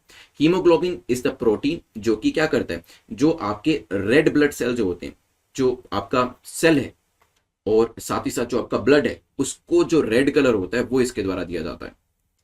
ग्लोबुलर प्रोटीन जो होता है ये स्फेरिकल होता है शेप के अंदर और वाटर सोल्यूबल होता है। एक एक लाइन सबके बारे में बता देता हूं ताकि एग्जाम में पता हो आपको। जो आपका मायोग्लोबिन होता है एक टाइप का प्रोटीन है जो कि मसल सेल, जो एनिमल के मसल सेल होते हैं उसके अंदर पाया जाता है। It functions as an oxygen storage unit providing oxygen to the working muscle. जो हमारी वर्किंग मसल होती है उसको ऑक्सीजन प्रोवाइड करने का काम करता है और एनिमल के मसल सेल के अंदर ये प्रोटीन जो है फाउंड किया जाता है। देन आता है आपका इम्यूनोग्लोबुलिन्स। देखिए एंटीबॉडी, जिसको कि इम्यूनोग्लोबुलिन भी कहा जाता है, एक प्रोटेक्टिव प्रोटीन है that is produced by immune system in response to presence of foreign substance. जब फॉरेन सब्सटेंस जो आपके होते हैं या फ्री रेडिकल्स होते हैं आपकी बॉडी के अंदर एंटर करते हैं तो इम्यूनोग्लोबुलिन जो है ये एक प्रोटेक्टिव प्रोटीन जो है उसे प्रोड्यूस करता है इम्यून सिस्टम के अंदर। ठीक है, antibody also called immunoglobulin, a protective protein produced by immune system. हमारे इम्यून सिस्टम के द्वारा इसे प्रोड्यूस किया जाता है ताकि उस फॉरेन सब्सटेंस से लड़ा जा सके। आंसर क्या हो जाएगा यहाँ पर? D will be the correct answer. ठीक है, एक एक लाइन मैंने आपको तीनों के बारे में बता दी ताकि आपको बेसिक पता होना चाहिए। वाटर सोल्यूबल है ये। मायोग्लोबिन आपका क्या है? प्रोटीन है जो कि एनिमल सेल में मिलता है और ऑक्सीजन स्टोरेज के तौर पे काम करता है। हीमोग्लोबिन जो आपके ब्लड को रेड बनाता है, उस तरीके का प्रोटीन है। तो ये कुछ इंपॉर्टेंट चीजें आपको पता हो। चलते हैं यहां से आगे बढ़ते हुए क्वेश्चन नंबर 9 को देखते हैं जो कि आत्मन एआई को लेकर है। पूछा गया इसको लेकर बताएं कौन सी स्टेटमेंट आपकी करेक्ट है। पहली है, ये एक आर्टिफिशियल इंटेलिजेंस एल्गोरिदम है दैट कैन डिटेक्ट कोविड-19 infection by analysing chest X-ray को देखकर कोविड-19 का पता लगाया जा सकता है। इसे डीआरडीओ के द्वारा डेवलप किया गया, न्यूज़पेपर में मेंशन किया गया था। बताइए जल्दी से। चलिए, तो यहां पर डीआरडीओ ने डेवलप किया है एक आर्टिफिशियल इंटेलिजेंस एल्गोरिदम ताकि जो कोविड-19 इन्फेक्शन है उसे चेस्ट के जो एक्सरेज होते हैं उसी से भी उसे एनालाइज करके बताया जा सकता है। सो पहली जो स्टेटमेंट है, क्या ये आर्टिफिशियल इंटेलिजेंस एल्गोरिदम है? बिल्कुल ठीक है। कोविड-19 को डिटेक्ट कर सकती है चेस्ट एक्सरे से, बिल्कुल ये भी ठीक हो जाता है। इट इज, और कहें कि it is developed by DRDO. The tool will help in automatically detecting radiological finding indicative of covid in seconds. Seconds के अंदर जो है एक्सरे को देखकर यहां पर बताया जा सकता है कि क्या यहाँ पे कोविड है या नहीं। ठीक है, डीआरडीओ के द्वारा डेवलप किया गया है। दोनों स्टेटमेंट्स ठीक होने की वजह से आंसर आपका हो जाएगा सी। चलिए ध्यान रखिएगा इसके बारे में भी। आत्मन एआई जो है speculatively the advance version of CT scan माना जा रहा है। DRDO centre of AI and robotics जो है has declared their development of Atman AI. चलिए, हो सकता है फ्यूचर में और भी चीजें इसको लेकर जानने को मिले। अब आते हैं आपका लास्ट क्वेश्चन जो कि मैप रिलेटेड क्वेश्चन रहता है।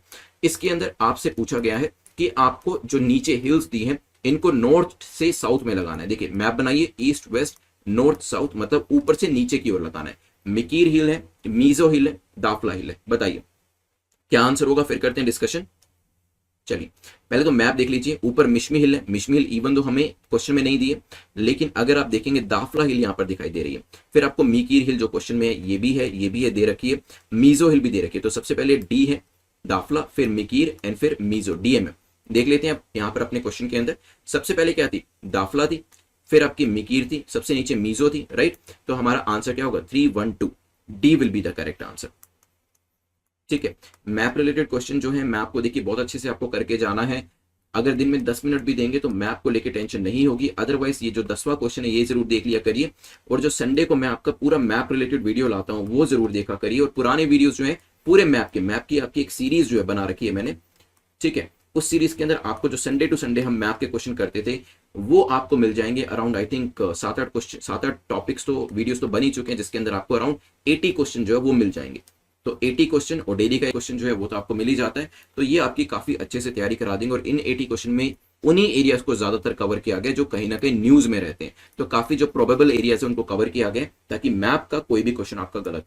करंट अफेयर्स की सीरीज में हम लोग 13 मई पर पहुंच चुके हैं और यहाँ पर आज हम द हिंदू पीआईबी के जो करंट अफेयर्स हैं उसको डिस्कस करने वाले हैं एमसीक्यू के थ्रू। आज के जो 10 टॉपिक्स हमने पीआईबी में से बनाए हैं, द हिंदू में से बनाए, वो देख लेते हैं। तो नेशनल टेक्नोलॉजी डे के बारे में डिस्कशन करेंगे, IREDA के बारे में जानेंगे, competition commission of India, MSP for MFP scheme, black fungus क्या है इसको देखेंगे। देन आपका मुकुर्ती नेशनल पार्क के बारे में डिस्कशन होने वाला है, Voyager the first, Al Aqsa mosque news में थी, इसके बारे में जानेंगे। देन हम इकोनॉमी से रिलेटेड एक क्वेश्चन देखने वाले हैं, शॉर्टेज इन इकोनॉमी को लेकर। और फिर फाइनली एक मैप रिलेटेड क्वेश्चन जो वो आपका देखने वाले हैं, क्योंकि लास्ट क्वेश्चन हमारा मैप रिलेटेड ही होता है। The first question is about national technology day, NT day के बारे में पूछा गया है। बताएं कौन सी स्टेटमेंट आपकी करेक्ट है, कौन सा कथन आपका सही है। 3 स्टेटमेंट्स आपके सामने है। पहली कहती है स्टेटमेंट, ये जो नाम रखा गया है ये former prime minister Indira Gandhi ji ने ये जो नाम था दिया था इस दिन को। हो सकता है ये दिन इसलिए जाना जाता है क्योंकि यहां पर आर्यभट्ट स्पेसक्राफ्ट को लॉन्च किया गया था इस दिन के अंदर, ये सक्सेसफुली किया गया था। This is also a possibility. India ने ऑब्जर्व किया है नेशनल टेक्नोलॉजी डे और 11 मई को हर साल हम इसे ऑब्जर्व करते हैं। नाउ सोचिए इसके बारे में क्या आंसर हो सकता है, क्योंकि पिछले एक दो दिन से इसके ऊपर काफी सारे आर्टिकल्स आ रहे हैं, और अगर मैं आपको कह रहा हूं कि पिछले एक दो दिन से काफी सारे आर्टिकल्स आ रहे हैं तो तीसरी स्टेटमेंट को तो आप करेक्ट मार्क कर ही सकते हैं कि 11 मई को इसे हम सेलिब्रेट करते हैं, ऑब्जर्व करते हैं। लेकिन इससे ज्यादा फायदा आपको नहीं होगा क्योंकि आप सिर्फ फर्स्ट ऑप्शन को ही एलिमिनेट कर पाएंगे। बी सी डी में से भी अभी चॉइस जो है वो आपको करनी है। पीआईबी के अंदर न्यूज दे रखी थी कि इंडिया नेशनल टेक्नोलॉजी डे को सेलिब्रेट कर रहा है। सोचे, चलिए सबसे पहले तो ये चीज ध्यान रखिएगा, जो आपका नेशनल टेक्नोलॉजी डे है, ये जो नाम दिया गया है हमारे अर्स्टवाइल प्राइम मिनिस्टर जो हमारे अटल बिहारी वाजपेयी जी हैं उनके द्वारा दिया गया है, ना कि इंदिरा गांधी के द्वारा। हेंस पहली जो स्टेटमेंट है वो आपकी इनकरेक्ट हो जाती है। एट द सेम टाइम इसको लेकर आया गया था, इस दिन को लेकर आया गया था मई 11, 1998। क्या खास बात हुई थी इस दिन, याद आ रहा है? यहां पे it is not associated with Aryabhata spacecraft, rather ये किस चीज से एसोसिएट करता है? इस दिन सक्सेसफुली हमने न्यूक्लियर बॉम्ब को टेस्ट फायर किया था पोखरान के अंदर। इसके ऊपर मूवी भी बनी है पोखरा के नाम से। तो वहां पर ये टेस्ट फायर जो था सक्सेसफुली किया गया था, जिसकी वजह से काफी सारे देश ऐसे जो हैं वो इंडिया के विरोधी हो गए थे। काफी सारे सैंक्शंस जो थे यूएस ने, फ्रांस ने हमारे ऊपर लगाने शुरू कर दिए थे। ठीक है, तो सेकंड स्टेटमेंट भी इनकरेक्ट हो जाती है। Hence the answer will be C, क्योंकि ओनली थर्ड स्टेटमेंट आपकी करेक्ट है। ठीक है, चलिए ध्यान रखिएगा, पीआईबी से न्यूज बनाई गई है। सबसे पहला ये जो दिन ऑब्जर्व किया गया था मई 11, 1999 को किया गया था, और अटल बिहारी वाजपेयी जी के यहां पे उनकी प्राइम मिनिस्टरशिप के अंदर इसे ऑब्जर्व किया गया था। चलते हैं सेकंड क्वेश्चन के ऊपर, जो कि IREDA इरडा के बारे में है। दिस इज नॉट इरडा वो वाला insurance regulatory development authority of India वाला, ये आपका Indian renewable energy development agency वाला इरडा है। 3 स्टेटमेंट इसको लेकर दिए और पूछा बताइए करेक्ट स्टेटमेंट आपकी कौन सी है। ये एक महारत्न स्टेटस कंपनी है गवर्नमेंट ऑफ इंडिया की, हो सकता है। अभी इसे ग्रीन ऊर्जा अवार्ड जो है वो भी दिया गया है, ये भी हो सकता है। इरडा के बारे में एक स्टेटमेंट आपकी और दी है कि IRDA is a public limited government company जो कि नॉन बैंकिंग फाइनेंशियल इंस्टीट्यूशन के तौर पे 1987 में लेकर आई गई थी। सोचिए इसके बारे में क्या आंसर हो सकता है, फिर करते हैं एक डिस्कशन। चलिए, तो यहां पर अभी पीआईबी के अंदर मेंशन किया गया था, इरडा न्यूज में थी क्योंकि ग्रीन ऊर्जा अवार्ड जो है वो इरडा को मिला है, लेकिन ये गवर्नमेंट ऑफ इंडिया की जो कंपनी है ये महारत्न नहीं है। महारत्न में जैसे ONGC, oil and natural gas corporation, एक महारत्न कंपनी है। टर्नओवर के बेसिस पे, प्रॉफिट के बेसिस पे मिनी रत्न, नवरत्न, महारत्न में कैटेगराइजेशन किया जाता है। ये जो कंपनी है ये आपकी मिनी रत्न कैटेगरी 1 स्टेटस की कंपनी है। इसी वजह से पहली जो स्टेटमेंट है वो इनकरेक्ट हो जाती है। लेकिन अगर आप तीसरी स्टेटमेंट को देखेंगे तो ये पब्लिक लिमिटेड गवर्नमेंट कंपनी है, जो कि वैसे भी हमें फर्स्ट स्टेटमेंट में पता चल गया था, जिसको कि नॉन बैंकिंग फाइनेंशियल इंस्टीट्यूशन के तौर पे लेकर आया गया था। तो आंसर क्या हो जाएगा आपका यहां पर, B will be the correct answer. That is second और थर्ड स्टेटमेंट आपकी करेक्ट है। पीआईबी से न्यूज बनाई गई थी, ध्यान रखिएगा इसके बारे में। इसका अगर हम हेडक्वार्टर की बात करें वो कहां पर है, इरडा का जो कॉर्पोरेट एंड रजिस्टर्ड ऑफिस है वो न्यू दिल्ली के अंदर है। ठीक है, ध्यान रखिएगा। चलते हैं इससे आगे। चलिए एक चीज मैं और भी पूछ लेता हूं आपसे, किस मंत्रालय के अंतर्गत आती होगी ये? सोचिए, कहीं पे भी ये चीजें पूछी जा सकती हैं। हो सकता है यूपीएससी के अंदर ना आए तो पीसीएस के अंदर आ जाए, या फिर आप में से काफी सारे लोग ईपीएफओ की तैयारी कर रहे हैं, वहां पर भी पूछा जा सकता है। और वैसे एक स्टेटमेंट बनके ये यूपीएससी के अंदर भी पूछी जा सकती है। सो ये ministry of new and renewable energy, MNRE के एडमिनिस्ट्रेटिव कंट्रोल के अंदर आती है। चलिए चलते हैं थर्ड क्वेश्चन के बारे में डिस्कशन करते हैं, जो कि कंपटीशन कमीशन ऑफ इंडिया के बारे में है। सीसीआई को लेकर पूछे हैं, बताएं कौन सी स्टेटमेंट आपकी करेक्ट है, कौन सा कथन आपका सही है।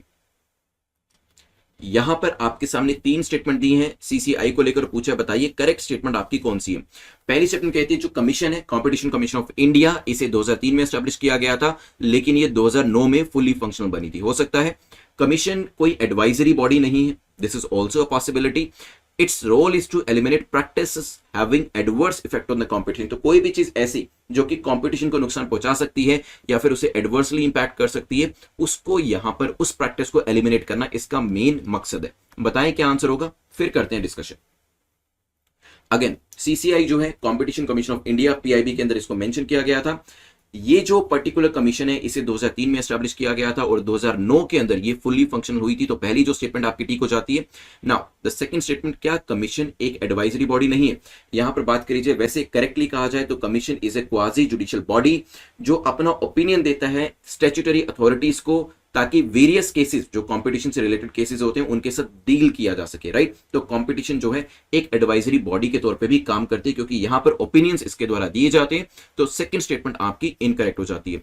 अगर हम थर्ड स्टेटमेंट पे आए, क्या रोल इसका, देखिए कॉमन सेंस वाली स्टेटमेंट है, इसका रोल यही है कि किस तरीके से जो कंपटीशन है इसके ऊपर एडवर्स इंपैक्ट पड़ते हैं उसको या फिर उससे रिलेटेड प्रैक्टिसेस को एलिमिनेट किया जाए। सो पहली और तीसरी स्टेटमेंट ठीक होने की वजह से answer will be B. B यहां पर करेक्ट आंसर हो जाएगा। कंपटीशन कमीशन ऑफ इंडिया के बारे में ये जो पूरा किस्सा था ये पीआईबी के अंदर से लिया गया था।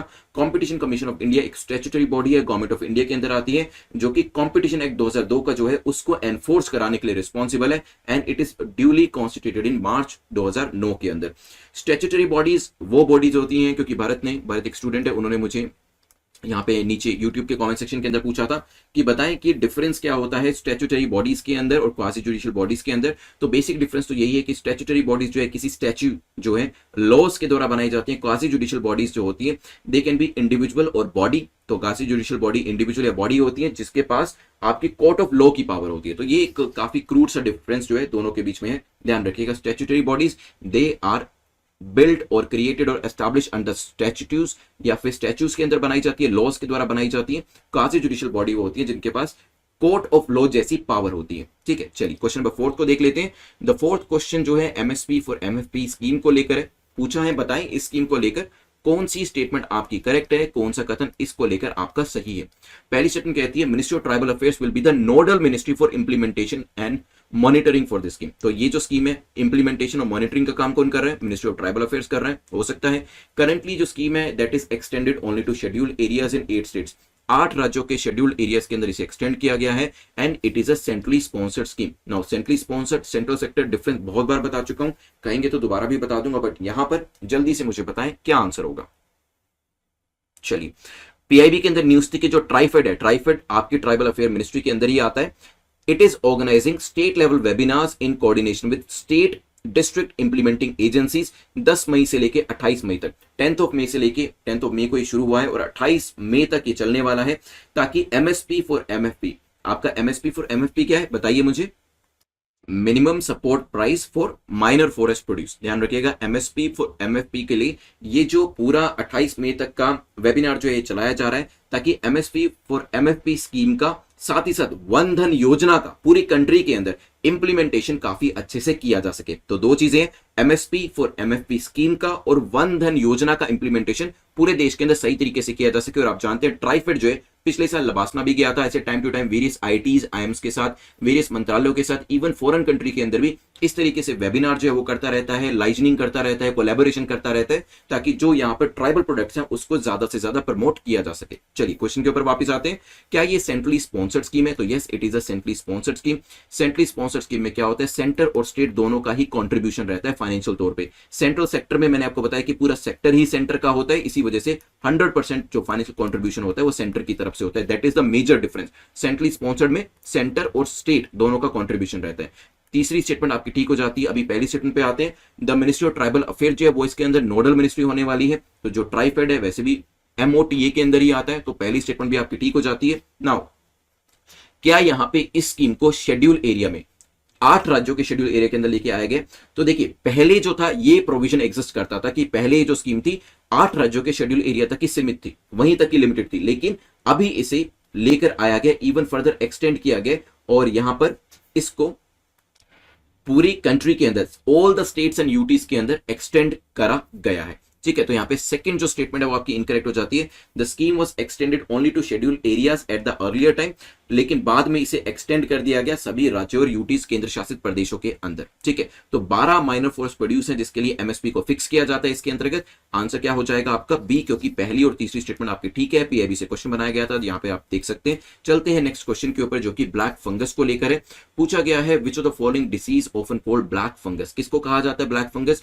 क्या एस्परोक्लोसिस को कहा जाता है, कैंडिडियासिस को कहा जाता है, माइसोटोमा को कहा जाता है, या फिर म्यूकोरोमाइकोसिस को कहा जाता है? बताइए। पीआईबी के अंदर अगेन इसको मेंशन किया गया था, वहीं से ही न्यूज को लेकर बनाया गया क्वेश्चन, सोचिए।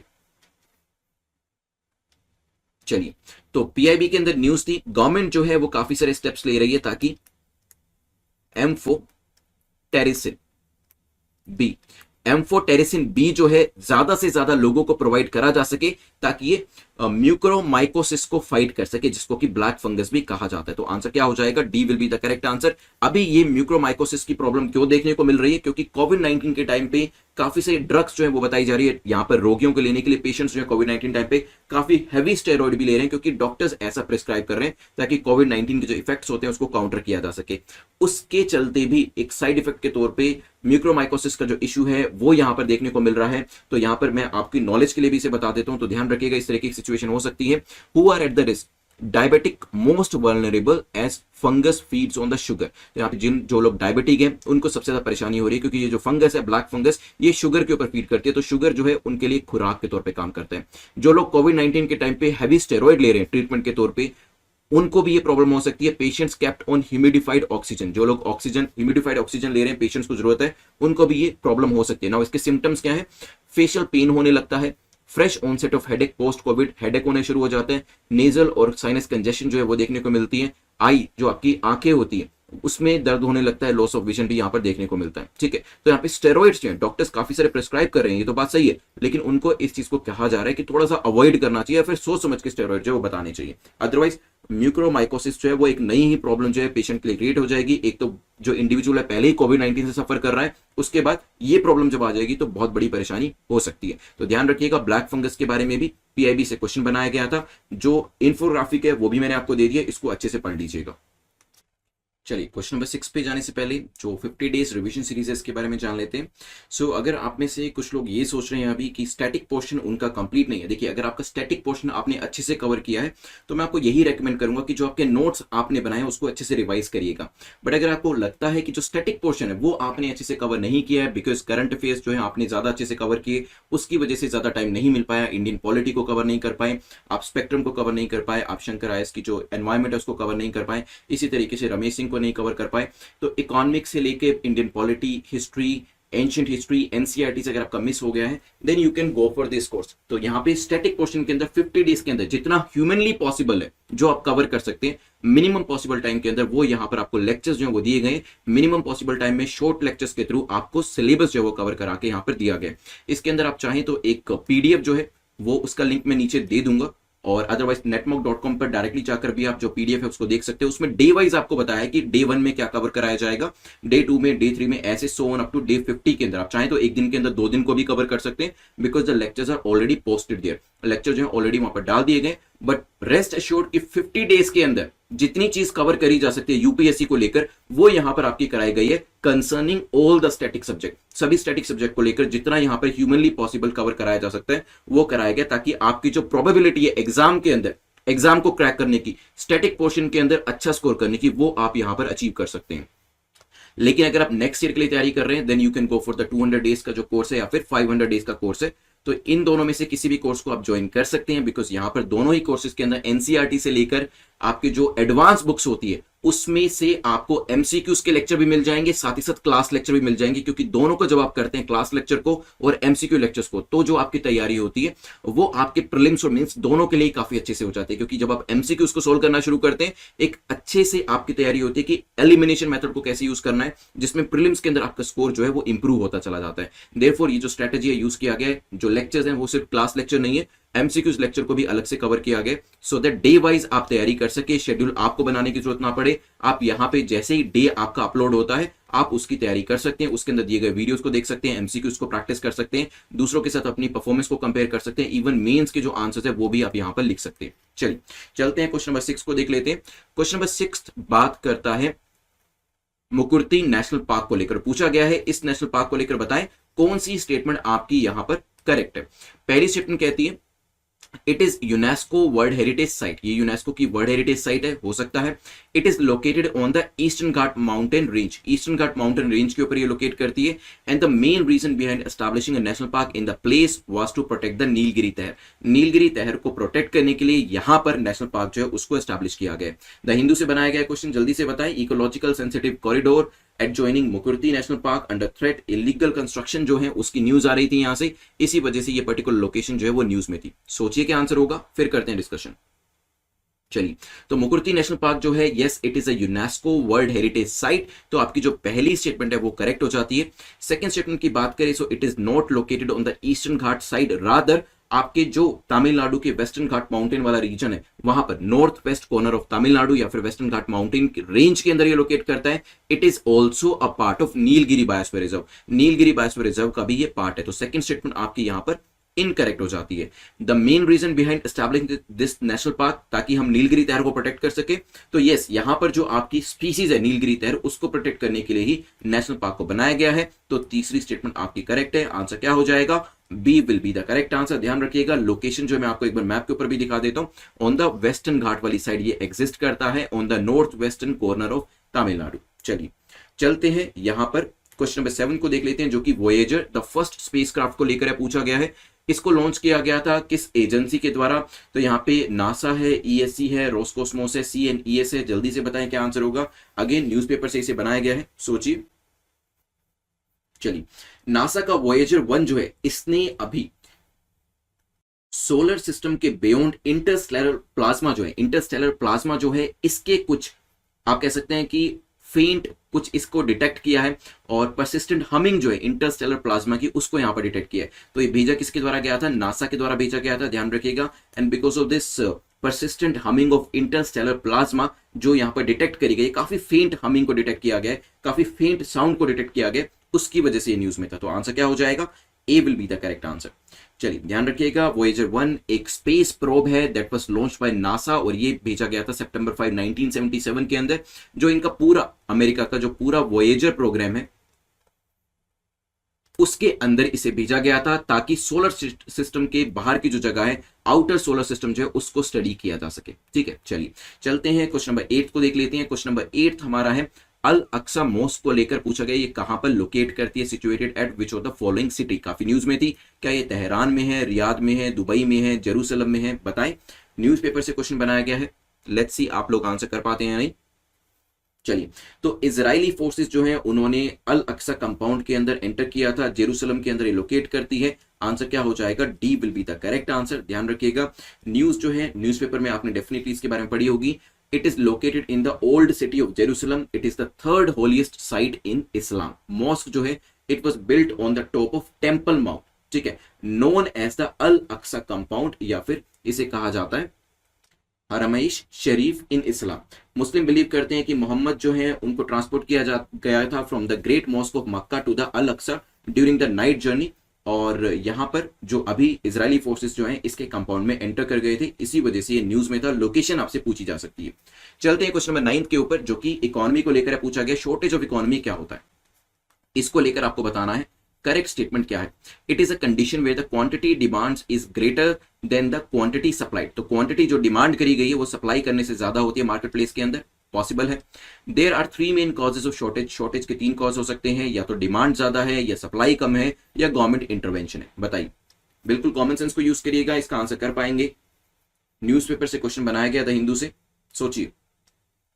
चलिए, आजकल आप देख रहे होंगे, वैसे प्रैक्टिकल एक्सपीरियंस भी करें, मेडिसिन जो है, कोविड की वजह से मेडिसिन जो है अवेलेबल नहीं हो पा रही है, या तो एक्चुअल मेडिसिन जो ओरिजिनल मेडिसिन है वो भी अवेलेबल नहीं है, और कई बार तो उसके जो ऑल्टरनेटिव जिनका सोल्ट बिल्कुल सेम होता है, वो भी मार्केट के अंदर अवेलेबल नहीं है। जैसे मैंने आपको कुछ दिन पहले बताया था कि जो ऑक्सीजन कॉन्सेंट्रेटर्स हैं या फिर ऑक्सीमीटर्स हैं, वो पहले बिल्कुल धड़ल्ले से बिकते थे, अमेजोन की वेबसाइट के ऊपर जाकर देखिए, फ्लिपकार्ट पे देखिए, लेकिन अभी जो है, जो ओरिजिनल ऑक्सीमीटर्स हैं, जो अच्छी कंपनी के ऑक्सीमीटर्स हैं, they are already sold out, और अभी जो आपको लोकल टाइप के जो ऑक्सीमीटर्स होंगे वो अवेलेबल कराए जा रहे हैं। सो इट्स अ कंडीशन जहां पे क्या होता है, जहां पे डिमांड, जो क्वांटिटी डिमांड करी जा रही है, मान लीजिए मेडिसिन जो है वो ज्यादा डिमांड करी जा रही है, लेकिन डिमांड सप्लाई से ज्यादा है, मतलब सप्लाई कम है, डिमांड ज्यादा है, जिसकी वजह से क्या होगा, जब डिमांड 100 टैबलेट्स की है लेकिन सप्लाई 50 की है, तो शॉर्टेज होना शुरू हो जाएगा, राइट। तो यहाँ पे पहली जो स्टेटमेंट है वो आपकी ठीक हो जाती है। ऐसा होता क्यों है? डिमांड ज्यादा होगी या ज्यादा बढ़ जाती है, जैसे कि अभी कोविड के केस में देखने को मिल रहा है कि मेडिसिन की डिमांड बढ़ गई एकदम से, ठीक है, तो क्या होगा, सप्लाई तो उतनी ही थी,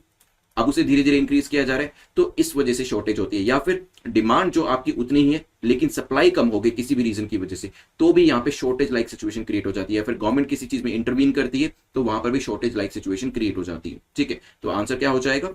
दोनों स्टेटमेंट्स के ठीक होने की वजह से C will be the correct answer. आज के लास्ट क्वेश्चन पे चलते हैं, जो कि मैप का क्वेश्चन है। ये बेसिक इकोनॉमिक्स का आपकी एनसीईआरटी से क्वेश्चन आप समझ सकते हैं, वहां पर भी इस तरीके से आपको क्वेश्चन समझाए जाएंगे, लेकिन क्योंकि करंट अफेयर्स में था इसी वजह से मैंने आपको इसके बारे में बताया। एंड ये जो ग्राफ्स है आपको एनसीईआरटी इकोनॉमिक्स के अंदर भी मिल जाएंगे। आज के लास्ट क्वेश्चन पे चलते हैं। मैप रिलेटेड क्वेश्चन आपसे पूछा है, बताएं कौन सा करेक्टली मैच करता है इसके अंदर से। ठीक है, पहला है सिबांग पोर्ट इंडोनेशिया में है, चेंगी पोर्ट चाइना के अंदर है, डुकम पोर्ट ओमान में है, बताइए। चलिए, तो यहां पर आपको बताना था इनकरेक्टली मैच करता है, तो ध्यान रखिएगा आपको इनकरेक्टली बताना है, करेक्टली नहीं बताना है। अगर यहां पर मिसमैच हो जाएगा तो फिर -2 आपको देना पड़ेगा। ये स्टेटमेंट मैं हटा देता हूं नीचे से, सोचिए इसके बारे में, टाइम लीजिए, बताएं इनकरेक्ट कौन सा होगा इसमें से। चलिए, तो यहाँ पे इनकरेक्टली आपको जो मैच था, विच of the following is incorrectly matched, वही आपको सिलेक्ट करना था। तो यहाँ पे सेबांग पोर्ट क्या इंडोनेशिया में है, तो यस सेबांग पोर्ट आपका इंडोनेशिया में, अभी आपको मैप के ऊपर दिखाने वाला। दुकुम पोर्ट आपका ओमान में है, बिल्कुल ठीक है। चेंगी पोर्ट जो है वो आपका चाइना में नहीं है, नाम से लग सकता है चैंग, जो आपको यूजुअली सुनने को मिलता है चाइनीज कॉन्टेक्स्ट में मिलता है, but it is in Singapore. तो यहाँ पे आंसर क्या होगा, C will be the incorrect one, hence C will be the correct answer. चलिए यहाँ पे आइए, आपका यहाँ पे चैंगी जो है सिंगापुर में आप देख रहे होंगे, सबांग भी ऊपर आपको यहाँ पे दिखाई दे रहा है। देन आपका ऊपर जो ये पूरा एक स्ट्रिंग ऑफ पर्ल के तौर पे बनाया गया है, और डुकम पोर्ट आपको यहाँ पे ओमान में दिख रहा होगा, चाबार आपका ईरान में है, ध्यान रखिएगा। तो ये जो पोर्ट्स हैं यहाँ पे नीचे असम्पशन है सेशल्स के अंदर, ये भी ध्यान रखिएगा, सबांग नीचे इंडोनेशिया में है। चलिए, करंट अफेयर्स की सीरीज में 14 मई पर हम पहुंच चुके हैं, और यहाँ पर द हिंदू और पीआईबी की जो करंट अफेयर्स है उसको आज हम एमसीक्यू के थ्रू डिस्कस करने वाले हैं। नाउ एक बार टॉपिक्स देख लेते हैं आज के। तो टॉपिक्स के अंदर हम इंडियन मिलिट्री बेसिस के बारे में जानेंगे, डब्ल्यूटीओ हाइपरलूप टेक्नोलॉजी के ऊपर भी एक क्वेश्चन होने वाला है, एनवायरमेंट इंपैक्ट असेसमेंट को लेकर एक एमसीक्यू होगा, कोविड वैक्सीन, अलग अलग वैक्सीन अलग अलग तरीके से बनाई जाती है वो देखेंगे। देन एनजीटी को डिस्कस करते हुए एनसीएपी के बारे में जानेंगे। देन टाइग्रे रीजन कहां पर लोकेट करते हैं जानेंगे। BRICS employment working group meeting के बारे में डिस्कशन हमारा होने वाला है, और एक आपका लास्ट में मैप रिलेटेड क्वेश्चन हम देखने वाले हैं। चलिए, फर्स्ट क्वेश्चन हमारा है मिलिट्री बेसिस को लेकर, पूछा गया है कि कौन कौन सी कंट्री में इंडिया के मिलिट्री बेसिस एग्जिस्ट करते हैं। सो क्या जिबूती में है, what about Tajikistan, Oman, 3 countries के नाम आपको सामने दिए हैं, आपको बताना है मिलिट्री बेसिस कहां कहां पर आपके एग्जिस्ट करते हैं। सोचिए क्या आंसर होगा, फिर करते हैं डिस्कशन। चलिए, तो यहां पर मिलिट्री बेसिस की बात करें तो ओमान के अंदर क्या इंडिया का मिलिट्री बेस है, बिल्कुल है। तजिकिस्तान के अंदर तो अभी हमने कुछ टाइम पहले ही जो है डिस्कशन किया था, इसका नाम अगर आपको याद हो तो बताइएगा, अदरवाइज अभी 2 मिनट के अंदर बताता हूं, लेकिन लाइव देख रहे हैं तो कमेंट सेक्शन में जरूर बताइएगा। जिबूती के अंदर हमारा अभी तो कोई ऐसा मिलिट्री बेस नहीं है, लेकिन हमने अपनी विलिंगनेस जो है वो यहां पर जरूर जाहिर करी थी कि हम चाहते हैं कि हमारा एक मिलिट्री बेस जिबूती के अंदर भी होना चाहिए, क्योंकि काफी सारी कंट्रीज, यूएस चाइना जैसी कंट्रीज हैं, उन्होंने ऑलरेडी अपने ठिकाने यहां पर बना रखे, राइट। चलिए, तो अभी एक न्यूज़पेपर के अंदर आर्टिकल आया था जहां पर मिलिट्री बेसिस के बारे में बात करी थी, आंसर हो जाएगा सी। एक बार मैप के ऊपर देख लेते हैं कि इंडिया के ऐसे मिलिट्री बेसिस कहां कहां पर एग्जिस्ट करते हैं। देखिए, तजिकिस्तान के अंदर मैंने आपको कुछ दिन पहले ही बताया था, फारकोर, याद आ रहा है, तो तजिकिस्तान के अंदर फारकोर एयरबेस जो है वो एग्जिस्ट करता है। भूटान के अंदर जो है आपका military training team base exist करता है। देन मेडागास्कर के अंदर भी है, मॉरिशस के अंदर भी आपका एग्जिस्ट करता है, सेशल्स और ओमान के अंदर भी हमारे जो बेसिस हैं वो एग्जिस्ट करते हैं। नाउ अगर बात करी जाए जिबूती की, तो जिबूती के अंदर यूएसओ, जापान, चाइना, फ्रांस, उनके ठिकाने ऑलरेडी एग्जिस्ट करते हैं, मिलिट्री बेसिस जो हैं वो यहाँ पर एग्जिस्ट करते हैं। लेकिन इंडिया ने जो है अभी अपनी सिर्फ विलिंगनेस ही जाहिर करी है, हो सकता है आगे आने वाले टाइम में बहुत जल्दी यहाँ पर जो हमारा एक मिलिट्री बेस है वो हमें बहुत जल्दी देखने को मिले, तो ध्यान रखिएगा। And these are the dots जहां जहां पे हमारे मिलिट्री ठिकाने एग्जिस्ट करते हैं। चलते हैं क्वेश्चन नंबर 2 के ऊपर, जो कि डब्ल्यूटीओ को लेकर है। पूछा गया वर्ल्ड ट्रेड ऑर्गेनाइजेशन को लेकर बताएं कौन सी स्टेटमेंट आपकी यहां पर ठीक हो जाती है। करेक्ट आपको बताना है, इनकरेक्ट नहीं बताना है, ध्यान रखिएगा। यहाँ पे रीडिंग जो है मिसरीडिंग नहीं होनी चाहिए, रीडिंग भी आपको बिल्कुल ध्यान से करनी है। India is the founding member of WTO, India WTO का फाउंडिंग मेंबर है। It is an international body that also deals in dispute settlement, ये एक इंटरनेशनल बॉडी है जो कि डिस्प्यूट सेटलमेंट के साथ डील करती है। Its headquarter is located in New York USA, इसका जो हेडक्वार्टर है वो कहां पे लोकेट करते हैं, न्यूयॉर्क यूएसए के अंदर लोकेट करता है। सोचिए, चलिए, तो रिसेंटली न्यूज़पेपर के अंदर न्यूज थी कि जो इंटेलेक्चुअल प्रॉपर्टी के जो वेवर्स होते हैं वो हो सकता है कोविड वैक्सीन के अंदर दिए जाएं, ताकि ज्यादा से ज्यादा कंट्रीज इसको बना सकें और वहां पर जो लोग हैं उनकी जान बचाई जा सके। डब्ल्यूटीओ चीफ को लेकर ये न्यूज थी। यहां पर आते हैं क्वेश्चन के ऊपर, is India the founding member of WTO, क्या इंडिया इसका एक फाउंडिंग मेंबर था। India has been a member of WTO since the beginning, that is 1995। तो पहली जो स्टेटमेंट है वो आपकी ठीक हो जाती है। India was also a member of GATT, general agreement of trade and tariff हुआ करता था पहले 1948 के अंदर, तो उसके अंदर भी इंडिया इसके अंदर एक मेंबर था। It is an international body that also deals in dispute settlement. तो यहाँ पर डब्ल्यूटीओ एक इंटरनेशनल बॉडी है, बिल्कुल सही है, जो कि डिस्प्यूट सेटलमेंट से डील करती है। तो सेकंड स्टेटमेंट भी आपकी यहाँ पर ठीक हो जाती है। अगर हम तीसरी स्टेटमेंट की बात करें, क्या हेडक्वार्टर इसका न्यूयॉर्क यूएसए के अंदर है, तो ये स्टेटमेंट आपकी गलत हो जाती है, क्योंकि यहां पर हेडक्वार्टर कहां पर है, जेनेवा स्विट्जरलैंड के अंदर। ठीक है, ध्यान रखिएगा, हेडक्वार्टर की जो लोकेशन है वो गलत दी है, therefore the answer will be A. A इसका आंसर हो जाएगा। ध्यान रखिएगा, ये जो पूरी वर्ल्ड ट्रेड ऑर्गेनाइजेशन को लेकर न्यूज थी, world trade organisation started functioning on 1 January 1995। ठीक है, but its trading system is half a century old, since 1948 GATT के थ्रू इसको डील किया जा रहा था, ये वर्किंग में था, लेकिन फिर बाद में जाके डब्ल्यूटीओ बना। It did not take long for the general agreement to give birth to an unofficial extent international organisation, जिसको कि हम गैट के तौर पे जानते हैं।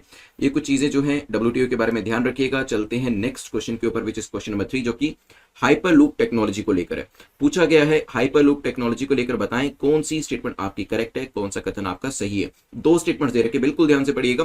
पहली स्टेटमेंट कहती है hyperloop is described as a sealed tube or system of tubes with absolute vacuum. हो सकता है the hyperloop could convey people or object at airline or hypersonic speed while being energy efficient compared with existing high speed rail system. तो यहाँ पे जो speed है वो hypersonic होती है, और यहाँ पे जो एनर्जी एफिशिएंसी है उसका प्रिंसिपल भी फॉलो किया जाता है। बताइए, अब एक आर्टिकल आया था न्यूज़पेपर के अंदर जिसमें हाइपरलूप को डिस्क्राइब किया था, और मुझे बताएं कि कौन सी कंपनी काफी न्यूज में रहती है हाइपरलूप टेक्नोलॉजी को लेके। एंड दिस गाय कह सकते हैं कि टेस्ला जो लेकर आ रहे हैं, राइट, पेपैल भी इनके द्वारा जो है, he was one of the founders in that, वो भी, और साथ ही स्पेस एक्स के लिए भी इनको जाना जाता है। तो नाम बताइएगा मुझे कमेंट सेक्शन के अंदर, जो कि हाइपरलूप के ऊपर भी काम कर रहे हैं। Now hyperloop is described as a seal tube. क्या ये सील ट्यूब होती है? तो hyperloop is described as a seal tube. Seal tube होती है और सिस्टम ऑफ ट्यूब्स, जैसे कि यहाँ पे आप देख सकते हैं, इसके अंदर जो आपका व्हीकल है वो रन करता है।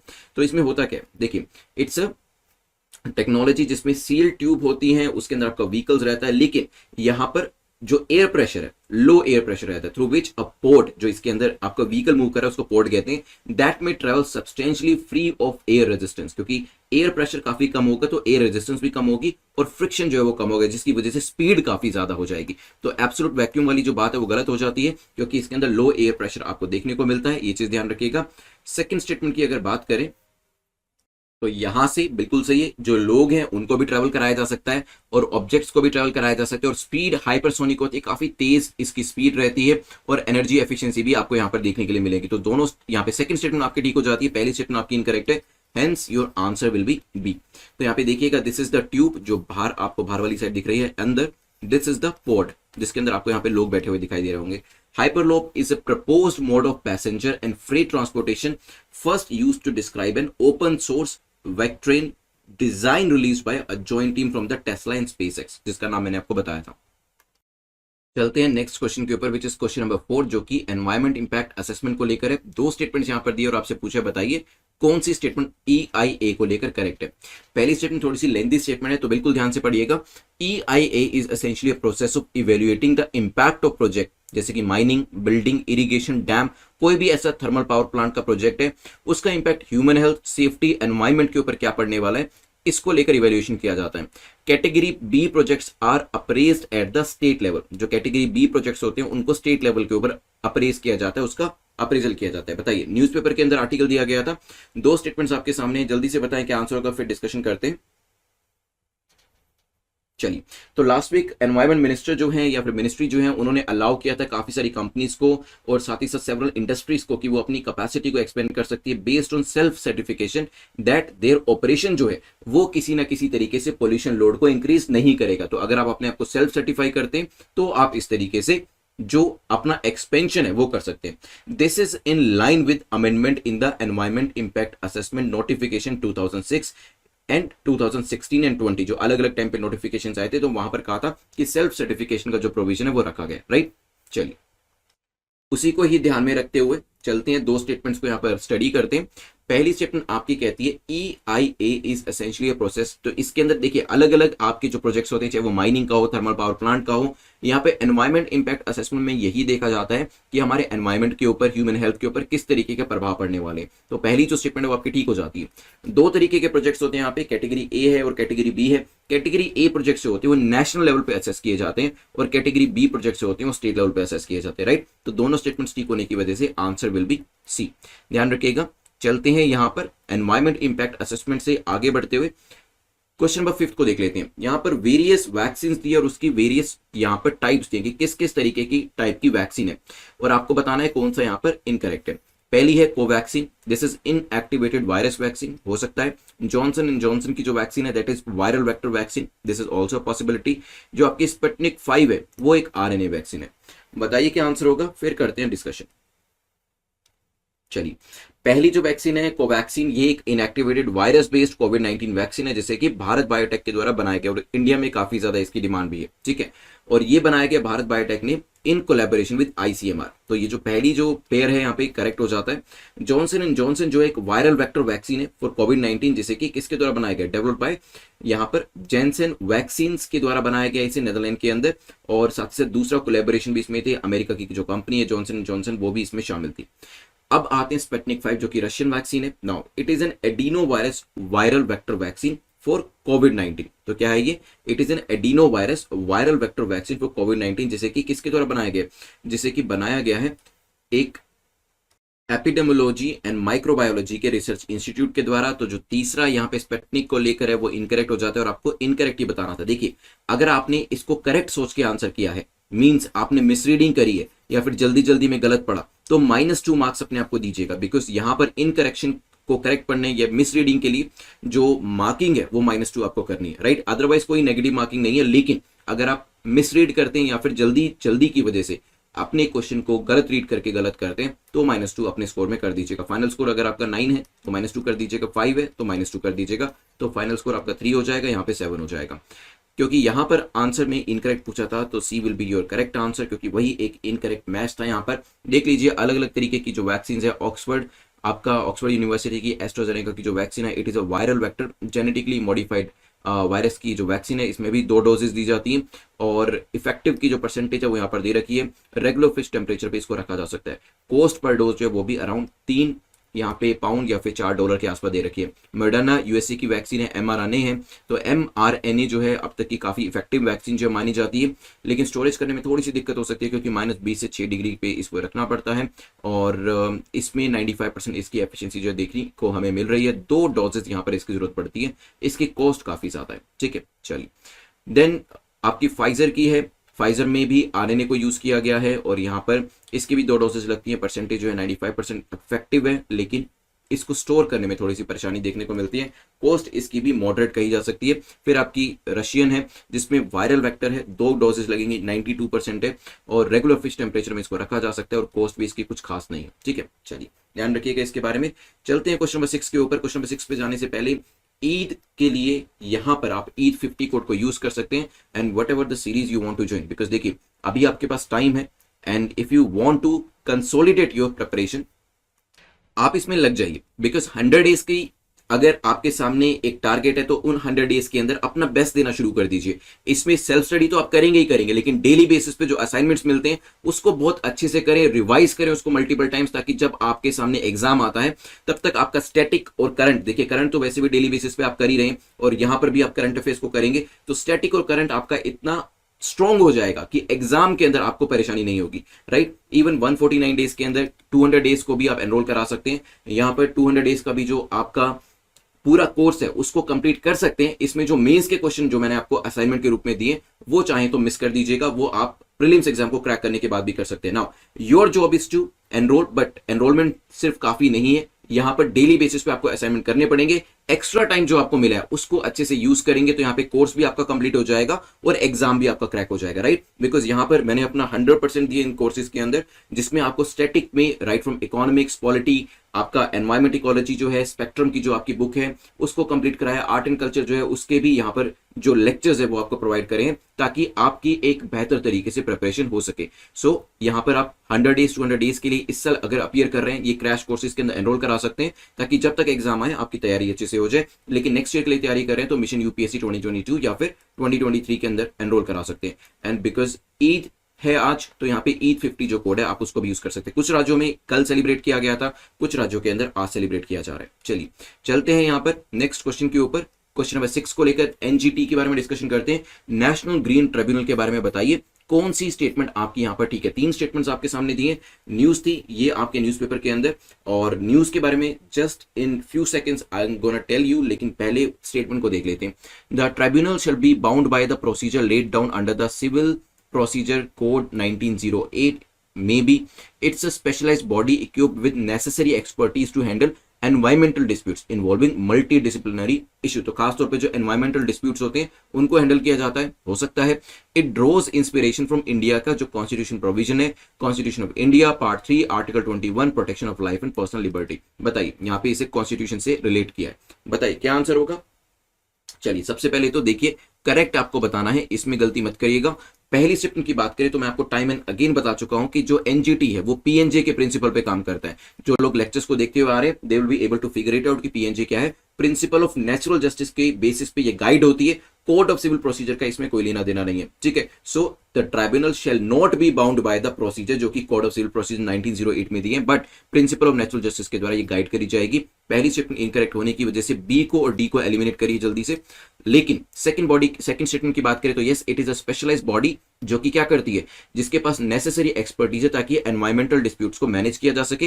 At the same time article 21 जो है उससे भी एसोसिएट करती है। किस तरीके से, इंस्पिरेशन इसकी राइट टू लाइफ से ही आती है, क्योंकि राइट टू लाइफ के अंदर ही एक इन्फर्ड राइट दिया है कि आपको राइट टू डिग्निफाइड लाइफ और एक अच्छे एनवायरमेंट में लिव करने का, रहने का, अपनी लाइफ को व्यतीत करने का भी राइट आपको दिया गया है। So C will be the correct answer, क्योंकि सेकंड और थर्ड स्टेटमेंट आपकी यहां पर करेक्ट हो जाती है। चलिए चलते हैं एनजीटी से आगे बढ़ते हुए क्वेश्चन नंबर 7 को देख लेते हैं, which is concerning NCAP national clean air programme.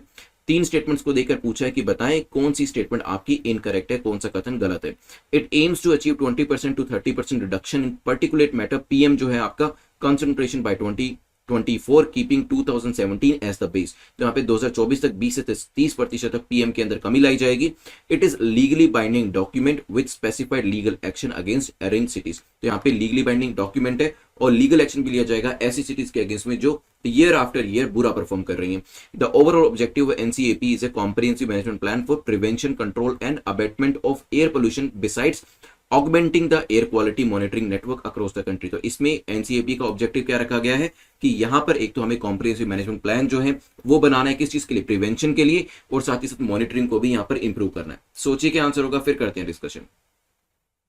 चलिए सबसे पहले तो बिल्कुल ठीक है, एनसीएपी जो आपका नेशनल क्लीन एयर प्रोग्राम है इसके अंदर सबसे पहले यही कहा है कि हमें पार्टिकुलेट मैटर जो है उसको रिड्यूस करना है और 2024 को टारगेट ईयर के तौर पे रखे और 2017 को बेस ईयर के तौर पे रखे कि 20 to 30% हम इसको रिड्यूस करेंगे। सिमिलरली एनसीएपी के अंदर प्रिवेंशन की बात भी करी है और augmentation of air quality monitoring network की भी बात करी है, ठीक है। तो पहली और तीसरी स्टेटमेंट आपकी ठीक हो जाती है, but it is not legally binding document with specified legal action against the erring cities. तो यहाँ पे लीगली बाइंडिंग नहीं है, ध्यान रखिएगा, लेकिन यहाँ पे जो एरिंग सिटीज है उसके अगेंस्ट में एक्शन लेने की यहाँ पर बात करी गई, ये ध्यान रखिएगा।